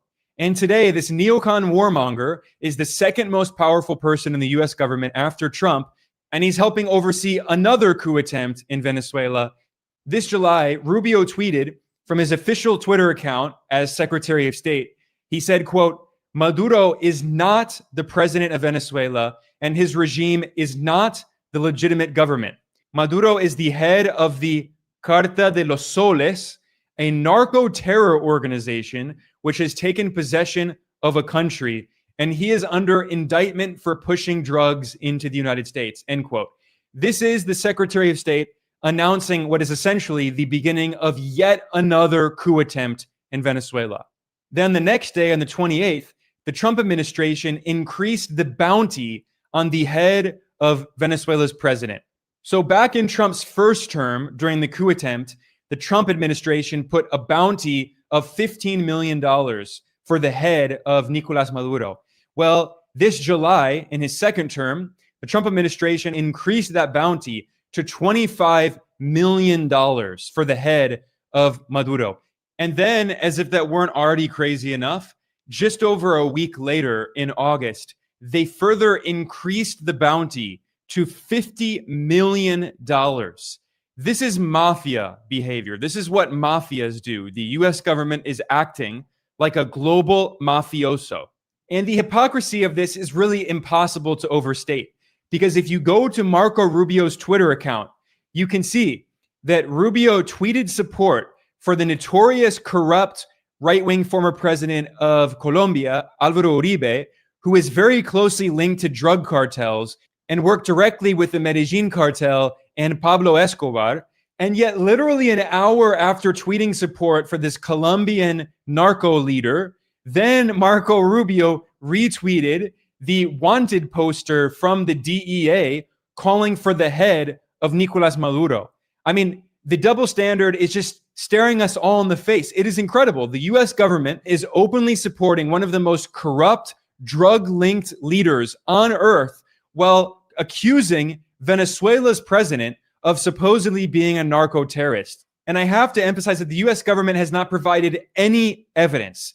There is no proof of this whatsoever. It's all based on the politically motivated accusations made by the Trump administration. And scholars in Latin America have investigated this, and they have called into question whether or not this so-called cartel of the suns even exists. So a Spanish academic named Fernando Casado Gutierrez, who is not Venezuelan, he's from Spain, and he's a professor of law at a university in Ecuador. And he did research on this, and he investigated, and he tried to find evidence that this so-called cartel of the suns exists. And in this research paper, this Spanish scholar concluded, quote, the lack of evidence led us to conclude that the vaunted cartel of the suns, as portrayed by the media, simply does not exist. The cartel of the suns is a construction whose objective was and still is to portray Venezuela as a narco state, that is, a rogue state with which nothing can or should be negotiated. Coupled with this narrative, Nicolás Maduro would therefore no longer be a president, but rather the cartel's kingpin, and in consequence would be dispossessed of the power and legitimacy of a head of state, end quote. And he argues that what the US government is trying to do with these accusations is to justify a military intervention to overthrow President Maduro by claiming that supposedly he's not actually president, but rather a so-called narco-terrorist. And this Spanish scholar pointed out that this is exactly what the US government did in 1989 to overthrow the previous leader of Panama, Manuel Noriega.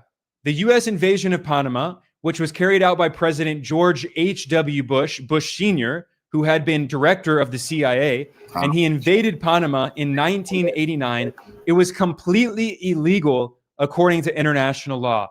The U.S. military killed hundreds of people in Panama, and then they overthrew the leader, Manuel Noriega, and extradited him to the U.S., kidnapped him, and imprisoned him in the U.S. And the biggest irony of all is that in order to justify this illegal invasion, the U.S. government said they had to overthrow Noriega because he was a drug trafficker. But Noriega previously worked for the CIA, and the U.S. president who overthrew Noriega, George H.W. Bush, was the former director of the CIA. He knew that Noriega had worked for the CIA. The CIA knew that Noriega was a drug dealer. That's one of the reasons they supported him for so long. But just like how the CIA had also previously supported Saddam Hussein in Iraq, he was also a dictator backed by the US when it supported the interests of the US empire. And then when he was no longer useful, the US empire threw him out and invaded Iraq. The US government did the exact same thing in Panama, and that was overseen by George Bush Sr., just like how George Bush Jr. carried out the invasion of Iraq in 2003, just 14 years later. So it's obvious that the strategy of the Trump administration is to try to falsely link the Venezuelan government, and in particular Venezuelan President Nicolas Maduro, to drug cartels without any evidence in order to justify U.S. intervention in yet another coup attempt to overthrow the left-wing president in Venezuela, which is, of course, closely allied with China and Russia and Iran and Cuba, the main geopolitical adversaries standing in the way of the U.S. empire's unipolar dominance of the planet. This is why the Trump administration has also been accusing the Venezuelan government of supposedly being linked to another drug cartel called Tren de Aragua. However, the Trump administration has faced a big problem, which is that U.S. intelligence agencies admitted that President Maduro is not the leader of this cartel. He's not working secretly with a Venezuelan drug cartel. NPR obtained a declassified memo from the U.S. Office of the Director of National Intelligence, which says, this is the head of the U.S. intelligence community saying, quote, "The Maduro regime probably does not have a policy of cooperating with TDA, that is Tren de Aragua, and is not directing Tren de Aragua's movement to and operations in the United States," end quote. This is bombshell evidence from U.S. spy agencies that are spying all around Venezuela and all around the world. They know that it's false. And yet the Trump administration is spreading this lie in order to justify another coup attempt and U.S. meddling in Venezuela to overthrow President Maduro, just like how the George Bush administration fabricated the lie of weapons of mass destruction in order to invade Iraq in an illegal colonial war in 2003. So now that we know from U.S. intelligence agencies that this is a complete lie, that President Maduro is not working with drug cartels, what is the strategy of the Trump administration? Well, it's to say, no, they're wrong. In fact, the New York Times obtained internal documents showing how the Trump administration is trying to force intelligence agencies, which are supposed to be independent, to change their intelligence assessments in order to justify the U.S. coup attempt in Venezuela. The New York Times obtained internal emails that show how a top aide named Joe Kent, who works for the U.S. Director of National Intelligence, Tulsi Gabbard, and he has been trying to force analysts to rewrite their assessment to falsely link President Maduro to this drug cartel, Tren de Aragua. So this is a WMD-style disinformation operation to try to deceive the public to manufacture consent for another U.S. coup attempt in Venezuela. And I have to say that the Trump administration's rhetoric about Tren de Aragua has been completely absurd. The Trump administration has deported hundreds of people from the U.S. to El Salvador to a prison, imprisoning immigrants without trial, without due process, with no civil rights whatsoever, and as so-called evidence that these immigrants being deported to a foreign prison by the Trump administration, the so-called proof that they're members of this supposed drug cartel, Tren de Aragua, the Trump administration is using the fact that they have tattoos. And what are these tattoos? If you have a tattoo of a star or a crown or an AK-47 or Michael Jordan, then they claim that that's evidence that supposedly you're in a drug cartel, you're in a gang, and the Trump administration will send you to prison in El Salvador with no charges, with no trial. And there was a huge scandal in Venezuela because the Trump administration deported a gay makeup artist who obviously was not in any way associated with gangs. This guy was an openly gay makeup artist who was an immigrant in the US. The Trump administration deported him because he had tattoos, and he said he was tortured in this prison in El Salvador. And I know that throughout this analysis today, I've repeatedly said that the hypocrisy of US foreign policy is jaw-dropping, but every time you learn more, it just becomes more and more stunning. The levels of deceit and dishonesty and hypocrisy and double standards. Because the coup puppet whom the Trump administration tried to impose as the unelected so-called president of Venezuela, Juan Guaido, he himself is also linked to drug cartels in Venezuela. This is the puppet that the US wanted to put in power in Venezuela. Literally, like I said earlier, it is not an exaggeration. The closer a politician in Latin America is to the United States, the more likely they are to be a drug dealer or linked to drug cartels. Juan Guaido is another good example. In 2019, Guaido smuggled himself across the border between Colombia and Venezuela into Venezuela as part of a PR stunt to get support for this US-led coup attempt. And in order to smuggle himself across the border, Juan Guaido and his coup gang, backed by the US government, collaborated directly with a drug cartel known as Los Rastrojos, which is a notorious drug gang that has not only been linked to drug trafficking, but also assassinations and money laundering and kidnappings. These guys are murderers. They are cold-blooded killers. And even mainstream newspapers like the Spanish newspaper El País reported on this back in 2019 at the peak of the US-led coup attempt in Venezuela. They were asking, why is Juan Guaido taking photos with these notorious drug dealers and gangs? And there was another scandal in media outlets in Latin America about even more corruption involving Juan Guaido and his coup gang. They received $700 million of so-called aid from the US government through the so-called U.S. Agency for International Development, USAID, which is actually just a front for the CIA. And this coup gang received $700 million from USAID, and no one knows what actually happened with that money.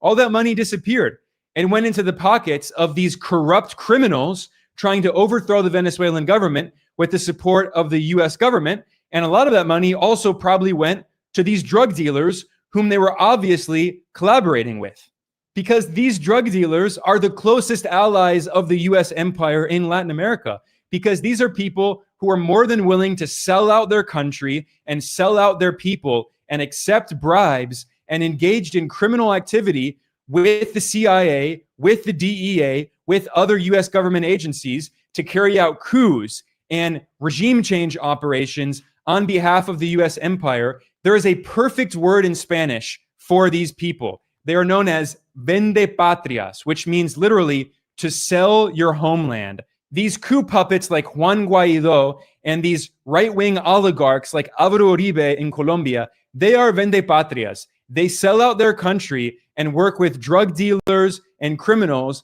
on behalf of the US empire to benefit US corporations and US economic and political interests in Latin America, helping the US empire try to colonize Latin America as part of its so-called Monroe Doctrine, which is a 200-year-old colonial doctrine. And the Trump administration has boasted that it's trying to bring back that colonial doctrine. Donald Trump's former national security advisor, the neocon war criminal John Bolton, after he left the first Trump administration, he published a memoir. And in his book, John Bolton said that the reason that the Venezuelan leftist government of President Maduro was a threat was because it was closely allied with China, Russia, Iran, and Cuba, and therefore violated the US empire's colonial Monroe Doctrine. They're proud of this. And during the previous coup attempt carried out by the first Trump administration, John Bolton admitted that US corporations wanted to exploit Venezuela's oil. We're looking at the oil assets. That's the single most important income stream to the government of Venezuela. We're looking at what to do to that. We want everybody to know we're looking at all this very seriously. We don't want any American businesses or investors caught by surprise. They can see what President Trump did yesterday. We're following through on it. So if you think of a company like Citgo, which is owned by PDVSA, which is the state-run oil company there in Venezuela, we have a lot of those Citgo assets right here in the U.S. Is that something, for example, sir, that you're looking at? Yeah, well, we're in conversation with major American companies now that are either in Venezuela or, in the case of Citgo, here in the United States. I think we're trying to get to the same end result here. You know, Venezuela is one of the three countries I call the troika of tyranny. It'll make a big difference to the United States economically if we could have American oil companies really invest in and produce the oil capabilities in Venezuela. It'd be good for the people of Venezuela. It'd be good for the people of the United States. We both have a lot at stake here, making this come out the right way. John Bolton said that back in 2019 at the peak of the previous coup attempt in Venezuela. That one failed. And now today in 2025, the Trump administration is launching another coup attempt in Venezuela. But meanwhile, secretly behind the scenes, you know what Trump is doing? He's quietly giving the green light for the major U.S. oil corporation, Chevron, to pump oil in Venezuela. So it's so obvious what the goal of the U.S. government is. The U.S. wants to overthrow the independent leftist anti-imperialist government of Venezuela, which is an ally of China, Russia, Iran, and Cuba, and install a U.S. puppet regime. And then, of course, the U.S. wants the U.S. puppet, like whoever it is, Juan Guaido Part 2, the U.S. wants that puppet to privatize all of the oil in Venezuela and to sell it to U.S. corporations like Chevron. That's the goal that the U.S. government has for all of Latin America. It's to colonize the region, to exploit its natural resources, to overthrow all of the independent governments, and to impose the colonial Monroe Doctrine. That is the stated policy of the Trump administration. But it's not just Trump. It's not just the Republicans. The Democrats have done the exact same thing for decades. U.S. imperialism is completely bipartisan in Washington, and both parties have been terrorizing the people of Latin America, not just for decades, but for centuries. And the U.S. government has been more than willing to work with corrupt drug dealers and gang leaders and paramilitaries to serve the interests of U.S. corporations and to prevent Latin America from joining this multipolar world, to keep the region trapped in the U.S. imperial so-called sphere of influence, to prevent the region from having close relations with China and Russia and Iran and other countries. This is imperialism. This is neo-colonialism. And when you look at what the U.S. government does in Latin America, if you study it even for a few hours, you can see that it has nothing to do with democracy and human rights. It is blatant, bald-faced imperialism. On that note, I'm going to conclude.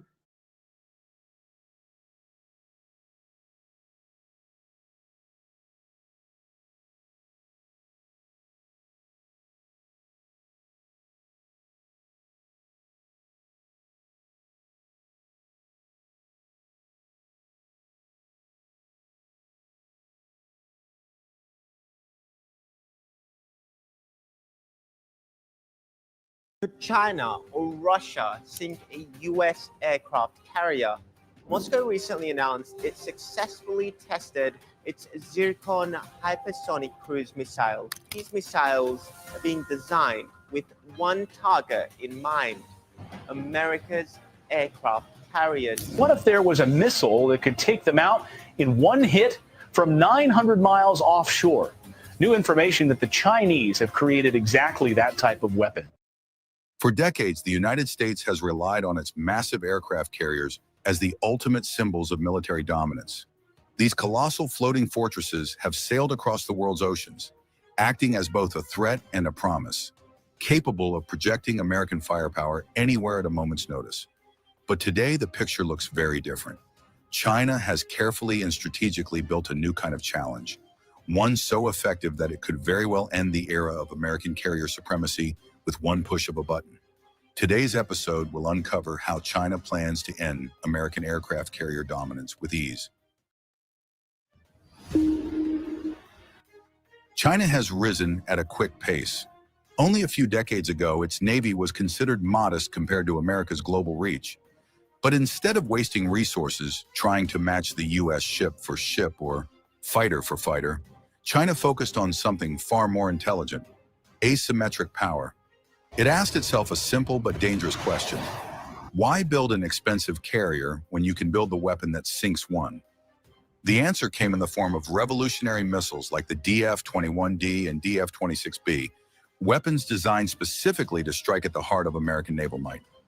The DF-21D, often called the carrier killer, was the first true game changer.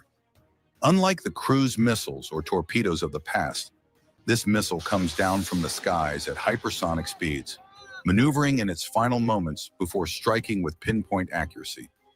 For American defense systems, this is nothing short of a nightmare. Imagine being on a massive ship worth billions, with thousands of lives aboard, knowing that a missile could descend from the upper atmosphere at over Mach 10, changing course in the final seconds, and there is little to no way to stop it.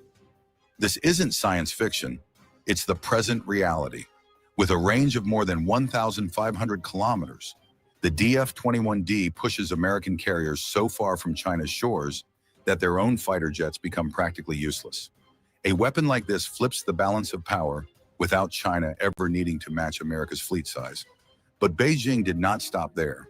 It created the DF-26B, a missile with an even greater reach, more than 4,000 kilometers. Nicknamed the Guam Killer, this missile can strike deep into the Pacific, threatening America's key military bases that were once thought untouchable. What makes it even more dangerous is its dual capability. It can hit land targets like air bases or ports, and it can also switch to attack moving ships, including aircraft carriers. This flexibility forces U.S. commanders into a no-win situation: either move their carriers dangerously close and face almost certain destruction, or stay so far out that their planes cannot play any meaningful role in a conflict. In both cases, China wins. Adding to this arsenal is the DF-17, which carries a hypersonic glide vehicle. Unlike the current ballistic missiles that follow predictable arcs, these glide vehicles skip across the atmosphere, moving unpredictably at hypersonic speeds. They can dodge radar, trick missile defenses, and strike before anyone can react. This is not just an improvement, it is a revolution in modern warfare.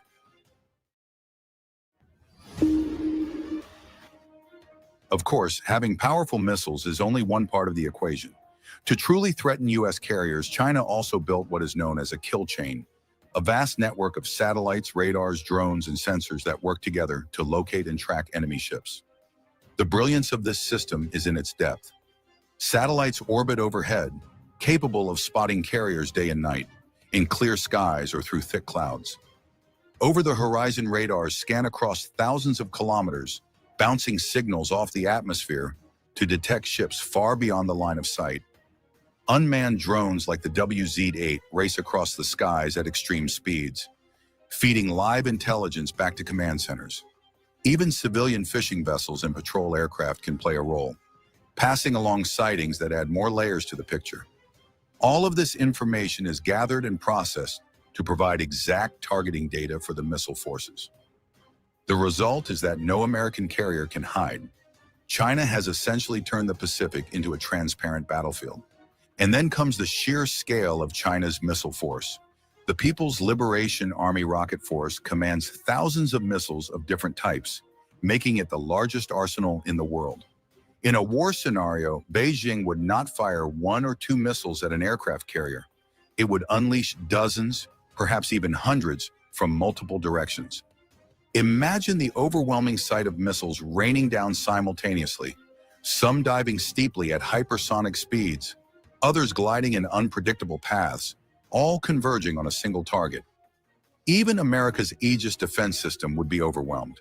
It would only take 1 or 2 hits to disable or even sink a $13 billion carrier, and such a strike would not only destroy the ship, but also deliver a psychological blow to America's entire Navy.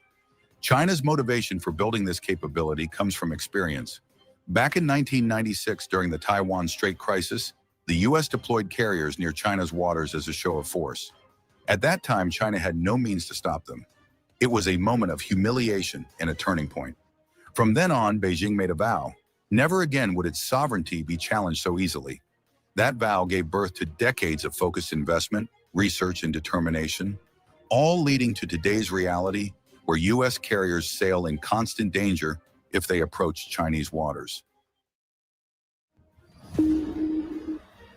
The aircraft carrier has long been a tool of intimidation, sailing into foreign waters to show power, enforce policies, or send a message.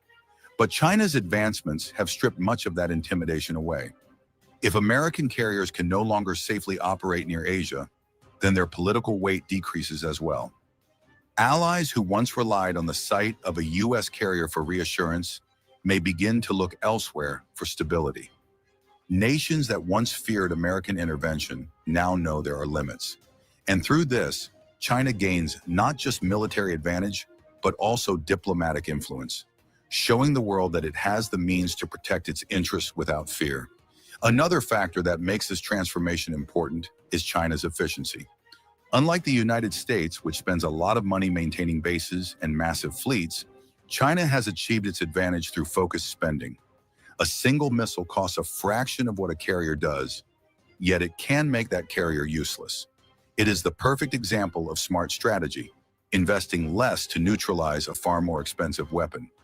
In an age where economic strength matters as much as military power, this approach makes China not only stronger, but also more sustainable in the long run. The truth is simple. America's carriers, once symbols of absolute dominance, are done. The U.S. Navy is thinking of changing its entire strategy. One push of a button from inside China can mean a mighty blow to the entirety of U.S. force. Billions of dollars worth of carriers are now at the mercy of China's advanced missiles and unique strategy, and if provoked, can prove lethal. The Dragon is not waiting for permission. It has built the tools, the strategy, and the confidence to challenge American dominance. With much about how China plans to end American aircraft carrier dominance with ease covered, it is time to wrap this one up. If you have any topics in mind, comment below and we will cover them for you. As always, subscribe to never miss out. This is Race to Space, and we will see you in the next one.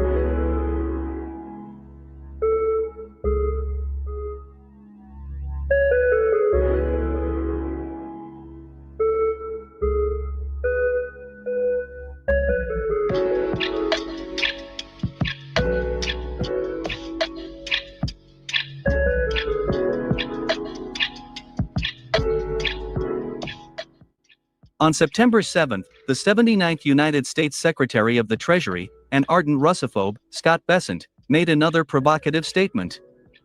In particular, answering American journalists' questions, Scott Bessent, in all seriousness, said that the United States and the European Union should unite to destroy the Russian economy ultimately.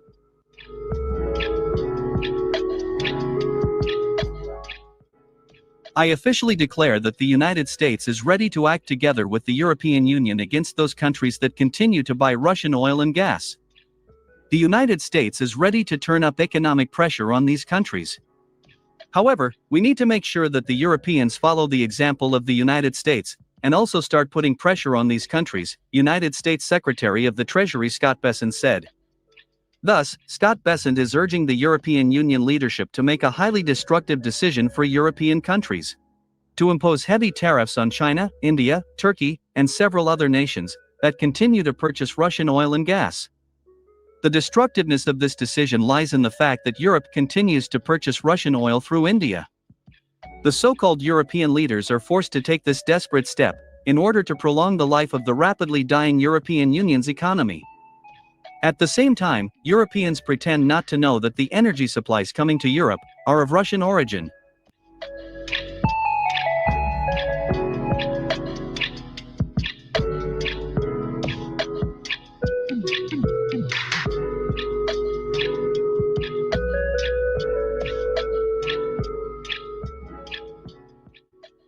By the way, a few days ago, the Trump administration made it clear that the United States is well aware of these economic tricks of Europe with Russian oil. Against this backdrop, Washington has officially demanded that the European Union stop buying Russian energy resources through third countries.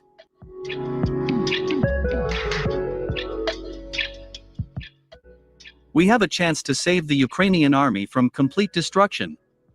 If Europe follows the example of the United States and imposes secondary tariffs, then the Russian economy will be wiped out, and Vladimir Putin will be forced to sit at the negotiating table and accept Ukraine and the West's terms, Scott Bessent said. At the same time, speaking to American journalists, Scott Bessent refused to clarify that such measures would lead much faster to the destruction of the European economy, which would not only permanently lose access to cheap and high-quality Russian oil and gas, but would also make powerful enemies in the face of India and China.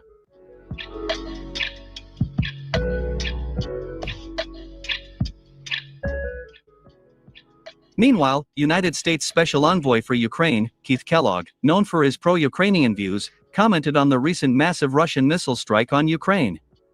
In particular, Keith Kellogg said that Russia deliberately hit Ukraine's government building in Kyiv in order to escalate the current conflict. According to him, what happened once again indicates that Russia allegedly does not seek peace and is doing everything to ensure that this conflict is not resolved through diplomacy.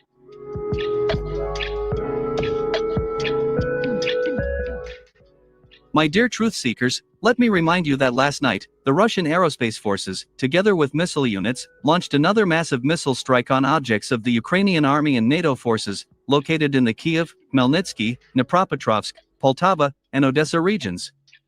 At the same time, the Russian Defense Ministry officially stated that the targets of Russian missiles and drones were exclusively military and industrial facilities. Additionally, sources within the Russian Defense Ministry confirmed that a Ukrainian air defense system struck a Ukrainian government building in central Kyiv during a failed attempt to intercept one of the Russian kamikaze drones.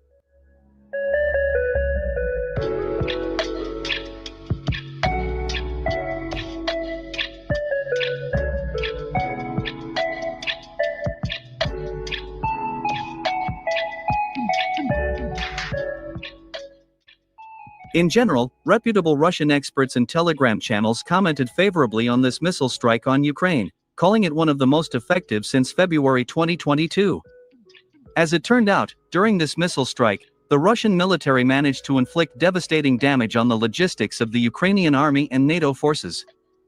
It is reliably known that during this attack, Russia used 810 kamikaze drones, 20 Iskander-M ballistic missiles, and about 100 decoy rockets.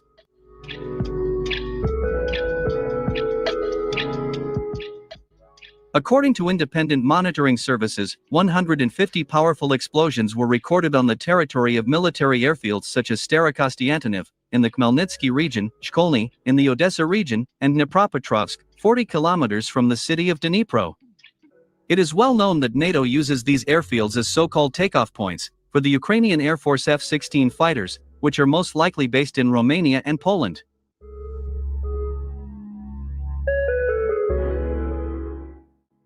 It is also worth noting the Russian attack on the Kryakov Bridge, in the city of Kremenchuk, Poltava region. As a result, this strategic facility has sustained serious damage to its load-bearing structures, and deprived NATO countries of the opportunity to deliver military supplies to the Ukrainian army in the Pokrovsk direction, using trains and trucks. In addition, in the west of Kremenchuk, Russian missiles and kamikaze drones completely destroyed mechanical repair workshops, where Ukrainian engineers repaired diesel locomotives. Of course, all this will harm the Ukrainian grouping, located in Pokrovsk.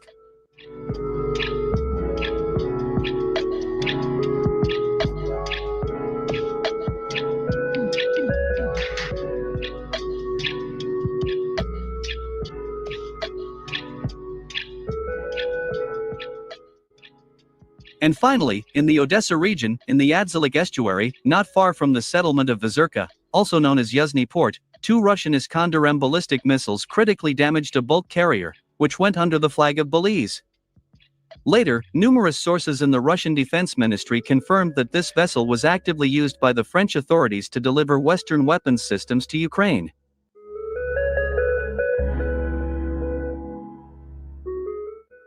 At the same time, I'd like to direct your attention to a very interesting fact.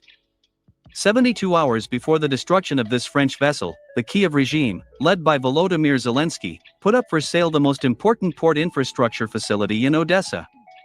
In particular, we are talking about the Odessa portside plant, which was engaged in the production of ammonia and carbamide, until February 2022. It is well known that Zelensky and his gang demanded $2 billion from Western companies for this plant. However, over time, the price of this strategic factory was reduced to $105 million. Later, insiders in Kiev confirmed that one of the French companies, working in the interests of Paris, was interested in this plant. Thus, as you can see, Zelensky continues to sell Ukraine's strategic facilities to Western companies, turning the citizens of this country into ordinary slaves. However, the demonstrative destruction of the French vessel by Russia became a kind of sign, indicating that Moscow would never allow Britain, France, and the United States to seize Odessa and its strategically important facilities.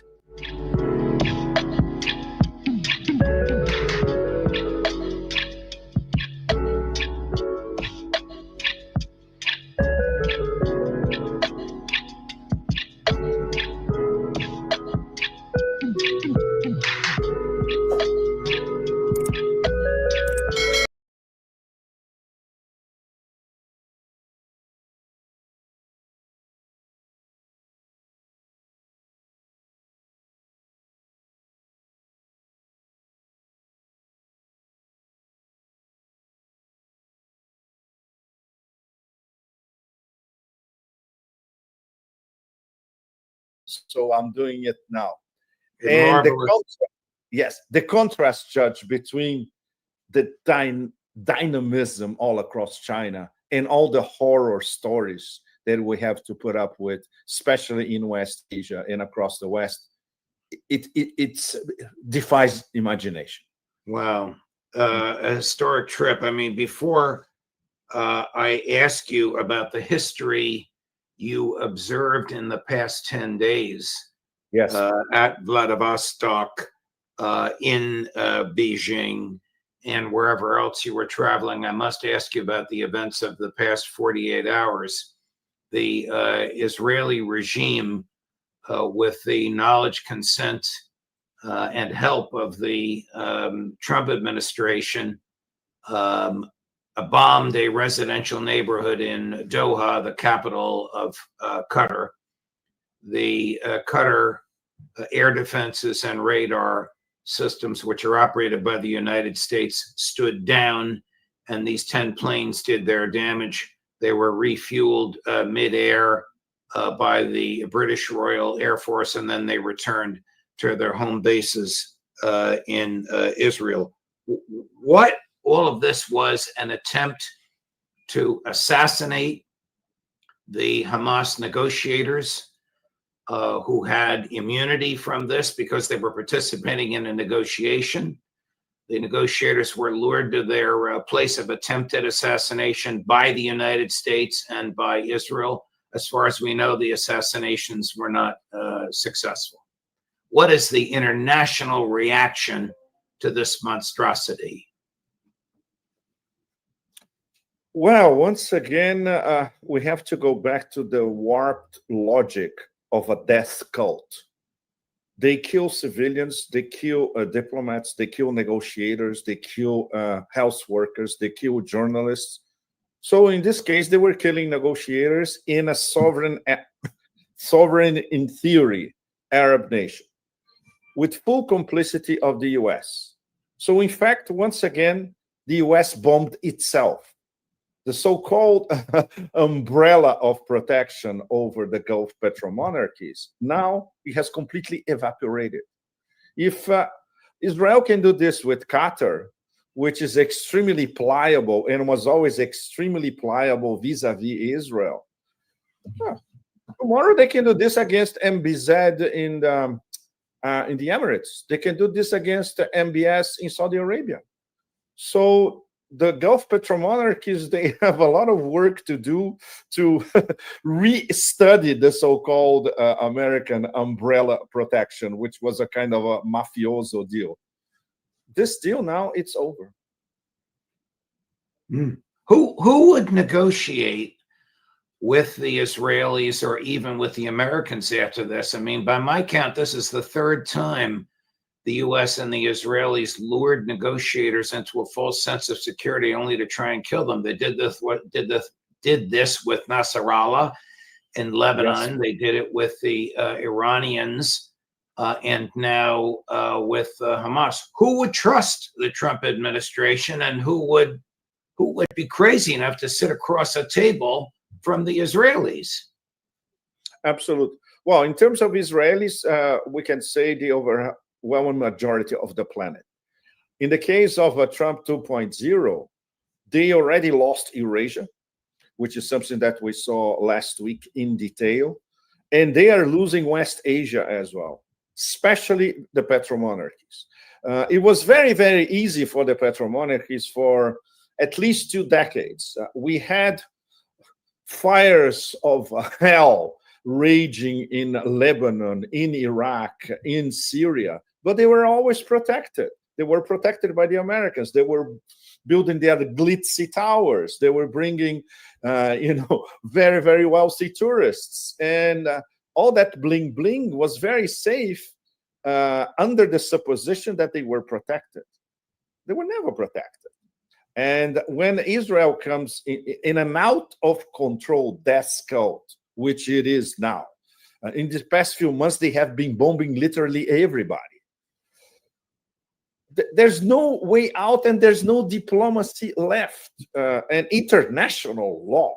Come on, you have this. Is there maybe a year and a half ago, you had expressed the view that a resistance was growing on the Arab street, so to speak, and it was of such profound sincerity that it would eventually reach the Arab governments. Do you still feel that way? Is there a resistance? Is it meaningful? Will it manifest itself in some military resistance, or is Netanyahu unstoppable? At the moment, from a death cult point of view, yes, he is unstoppable. In terms of the resistance in the Arab street, if you talk to people in a cafe in Cairo or in a cafe in Amman, for instance, which are American protectorates, let's put it this way, we hear the same point of view that we hear in the spectrum of the axis of resistance. They totally understand what's going on in Gaza. They support Palestine as a whole. They know that this current incarnation of the death cult is the deadliest ever, and they are unstoppable. But the problem is this doesn't translate into their leadership in these countries. Sisi, or that little king in Amman, or the petro monarchies being forceful vis-a-vis Israel or the West, because they can do it. They simply can do it. They are powerless, essentially. So this dichotomy between the street and the palace, sooner or later, we're going to have to start reevaluating. The leaders are going to start to reevaluate that. But what are they going to do? Their weapons are Americans. Their systems, their defense systems are American. Their money is in the US or in London. There's nothing they can do about it. They are puppets.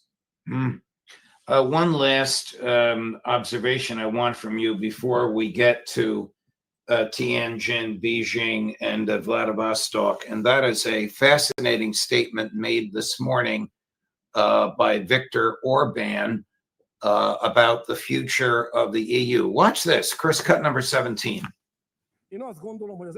I believe that the European Union has currently entered a state of fragmentation and disintegration. And if this continues, which is, in fact, the more likely scenario, then the history of the European Union will go down in history as the disappointing outcome of a noble experiment. Take into account that the fact that the French now have, or will soon have, their fifth government in 2 years, the descending popularity of Prime Minister Starmer in Great Britain and Chancellor Merz in Germany, where their numbers are down into the mid and high teens. In the US, it would be impossible to govern with numbers that low, but they have a different system. And add to that their drumbeat, their fantastic drumbeat in support of Ukraine. Where is Europe going? Well, the EU is already, Orban is one of the very few EU leaders who knows from the inside, because he knows the absurdity of Brussels from the inside and how it is collapsing the whole institutional framework of the EU. And the nation states that are part of the EU, they are crumbling as well. Today, Judge, today is blockage day in France. There are blockades all over the place across France, and it's a citizen policy, in fact. And the people in every region in France, from Bretagne in the north to Marseille in the south, by the sea, they're saying the same thing. We can't stand this thing anymore. And this thing means that puppet in the Élysée Palace, which is universally hated. His approval rate is actually less than 10%, the real approval rate. And there's nothing they can do about it. And for instance, a few weeks ago, I was in France, but not in Paris. When you go to Brittany or Normandy, for instance, and you talk to average people, then you feel the pulse of the province, as they say, the provinces. And this is the real France. And people can't stand it anymore. And at the same time, they say, look, there was a lot of talk about today, a few weeks ago, about September 10th. Let's paralyze the whole country and see if they understand the message. They don't. Macron will never understand the message. He appointed another idiot to be his next prime minister, and this government is going to fall in between 1 or 2 months. Everybody knows that. Yeah. But nothing changed. Yeah. The Shanghai Cooperation Agreement Annual Summit, the Victory Day Parade in Beijing, the Eastern Economic Forum in Vladivostok, all of which you observed. How significant were these three events in forming a new economic and security order and thumbing their noses at the West? That was the most important week, one of the most important weeks of this millennium for the Global South and for Eurasia as a whole. When we analyze what happened in these, practically, we can say four dates and happenings. The SCO in Tianjin, which came out with a very forceful declaration, and President Xi here in China openly proclaiming the necessity of a new global governance system. This is something that he has been saying for years. In Beijing, for instance, a few days ago, I bought, I think, his latest book, in fact, English translation. It's called The Modernization of China, a collection of speeches, excerpts from speeches. And he started talking about global governance by 2015 or 16 already. So this is a mature process. Then the next day, we had the one-on-one between Putin and Xi in Beijing as well, at the Zhongganai, which is the official residence of the presidency of China. So when you have a meeting like this in the Zhongganai, this is at the absolute top. And they discussed everything, not only their strategic partnership, but ahead, these multilateral organizations, SCO and BRICS especially, and the leaders of both are, everybody knows it, Russia and China. Then we had the parade, which was a self-confident nation in front of Tiananmen Square. I wouldn't say showing off, but basically showing, look, we are strong, we can take care of ourselves. So it's better if anybody out there has ideas of confronting China. It's not going to be like the century of humiliation in the 19th century. And then we had business in Vladivostok, where we had Chinese, South Koreans, people from all across Central Asia, from South Asia, from Southeast Asia. There was enormous delegations from Southeast Asia discussing business. And the most important element, which is oil and energy from the point of view of the Arctic Russia. The Americans are interested. And connectivity corridors. And the most important one, which was defined by President Putin himself as the Trans-Arctic Corridor. It's going to be the Suez Canal of the 21st century, essentially. And this was discussed in detail in Vladivostok, Judge. I went to 2 round tables in Vladivostok. One of them was absolutely striking. We had, for instance, the head of Rosatom, the state nuclear conglomerate in Russia, Likashev. Likashev is an excellent CEO. He gave a half-an-hour breakdown of everything that they plan to accomplish with this new connectivity corridor and the challenges as well. And we need to find the money. It's not only the federal funds from Moscow, provincial funds, but we need investors as well. But this is, can you imagine a project of this breadth and scope, which is a project of national interest for Russia as well, national security? It's equivalent to what the Chinese did in starting in the end of the millennium. At the time, they used to call it Go West, which is to develop Tibet in Xinjiang. That's where I'm going next, in fact. I remember at the time, in my previous trips to Xinjiang, you could see it building. My Chinese friends are telling me, you have no idea what you're going to see now in terms of the development of Xinjiang. Was the decision by President Trump to impose 50% secondary tariffs in India sort of the last straw that produced those remarkable pictures of Modi, Putin, and Xi embracing, smiling, making happy eye contact with each other? It was the last straw, Judge, absolutely. In fact, our Chinese friends, for instance, I remember some excellent discussions with Chinese academics during the BRICS in Rio, which was not a long time ago, was in early July. Now, for instance, on Monday, we had another dinner here with some top-class scholars and academics, and they say, yes, it's true that there was a sentiment here in Beijing of lack of trust between China and India. This is changing.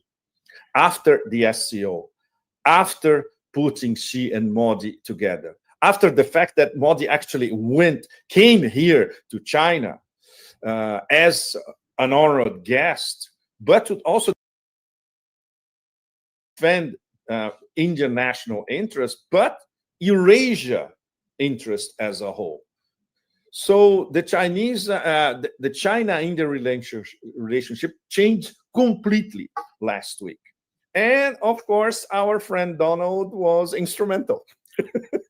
Wow.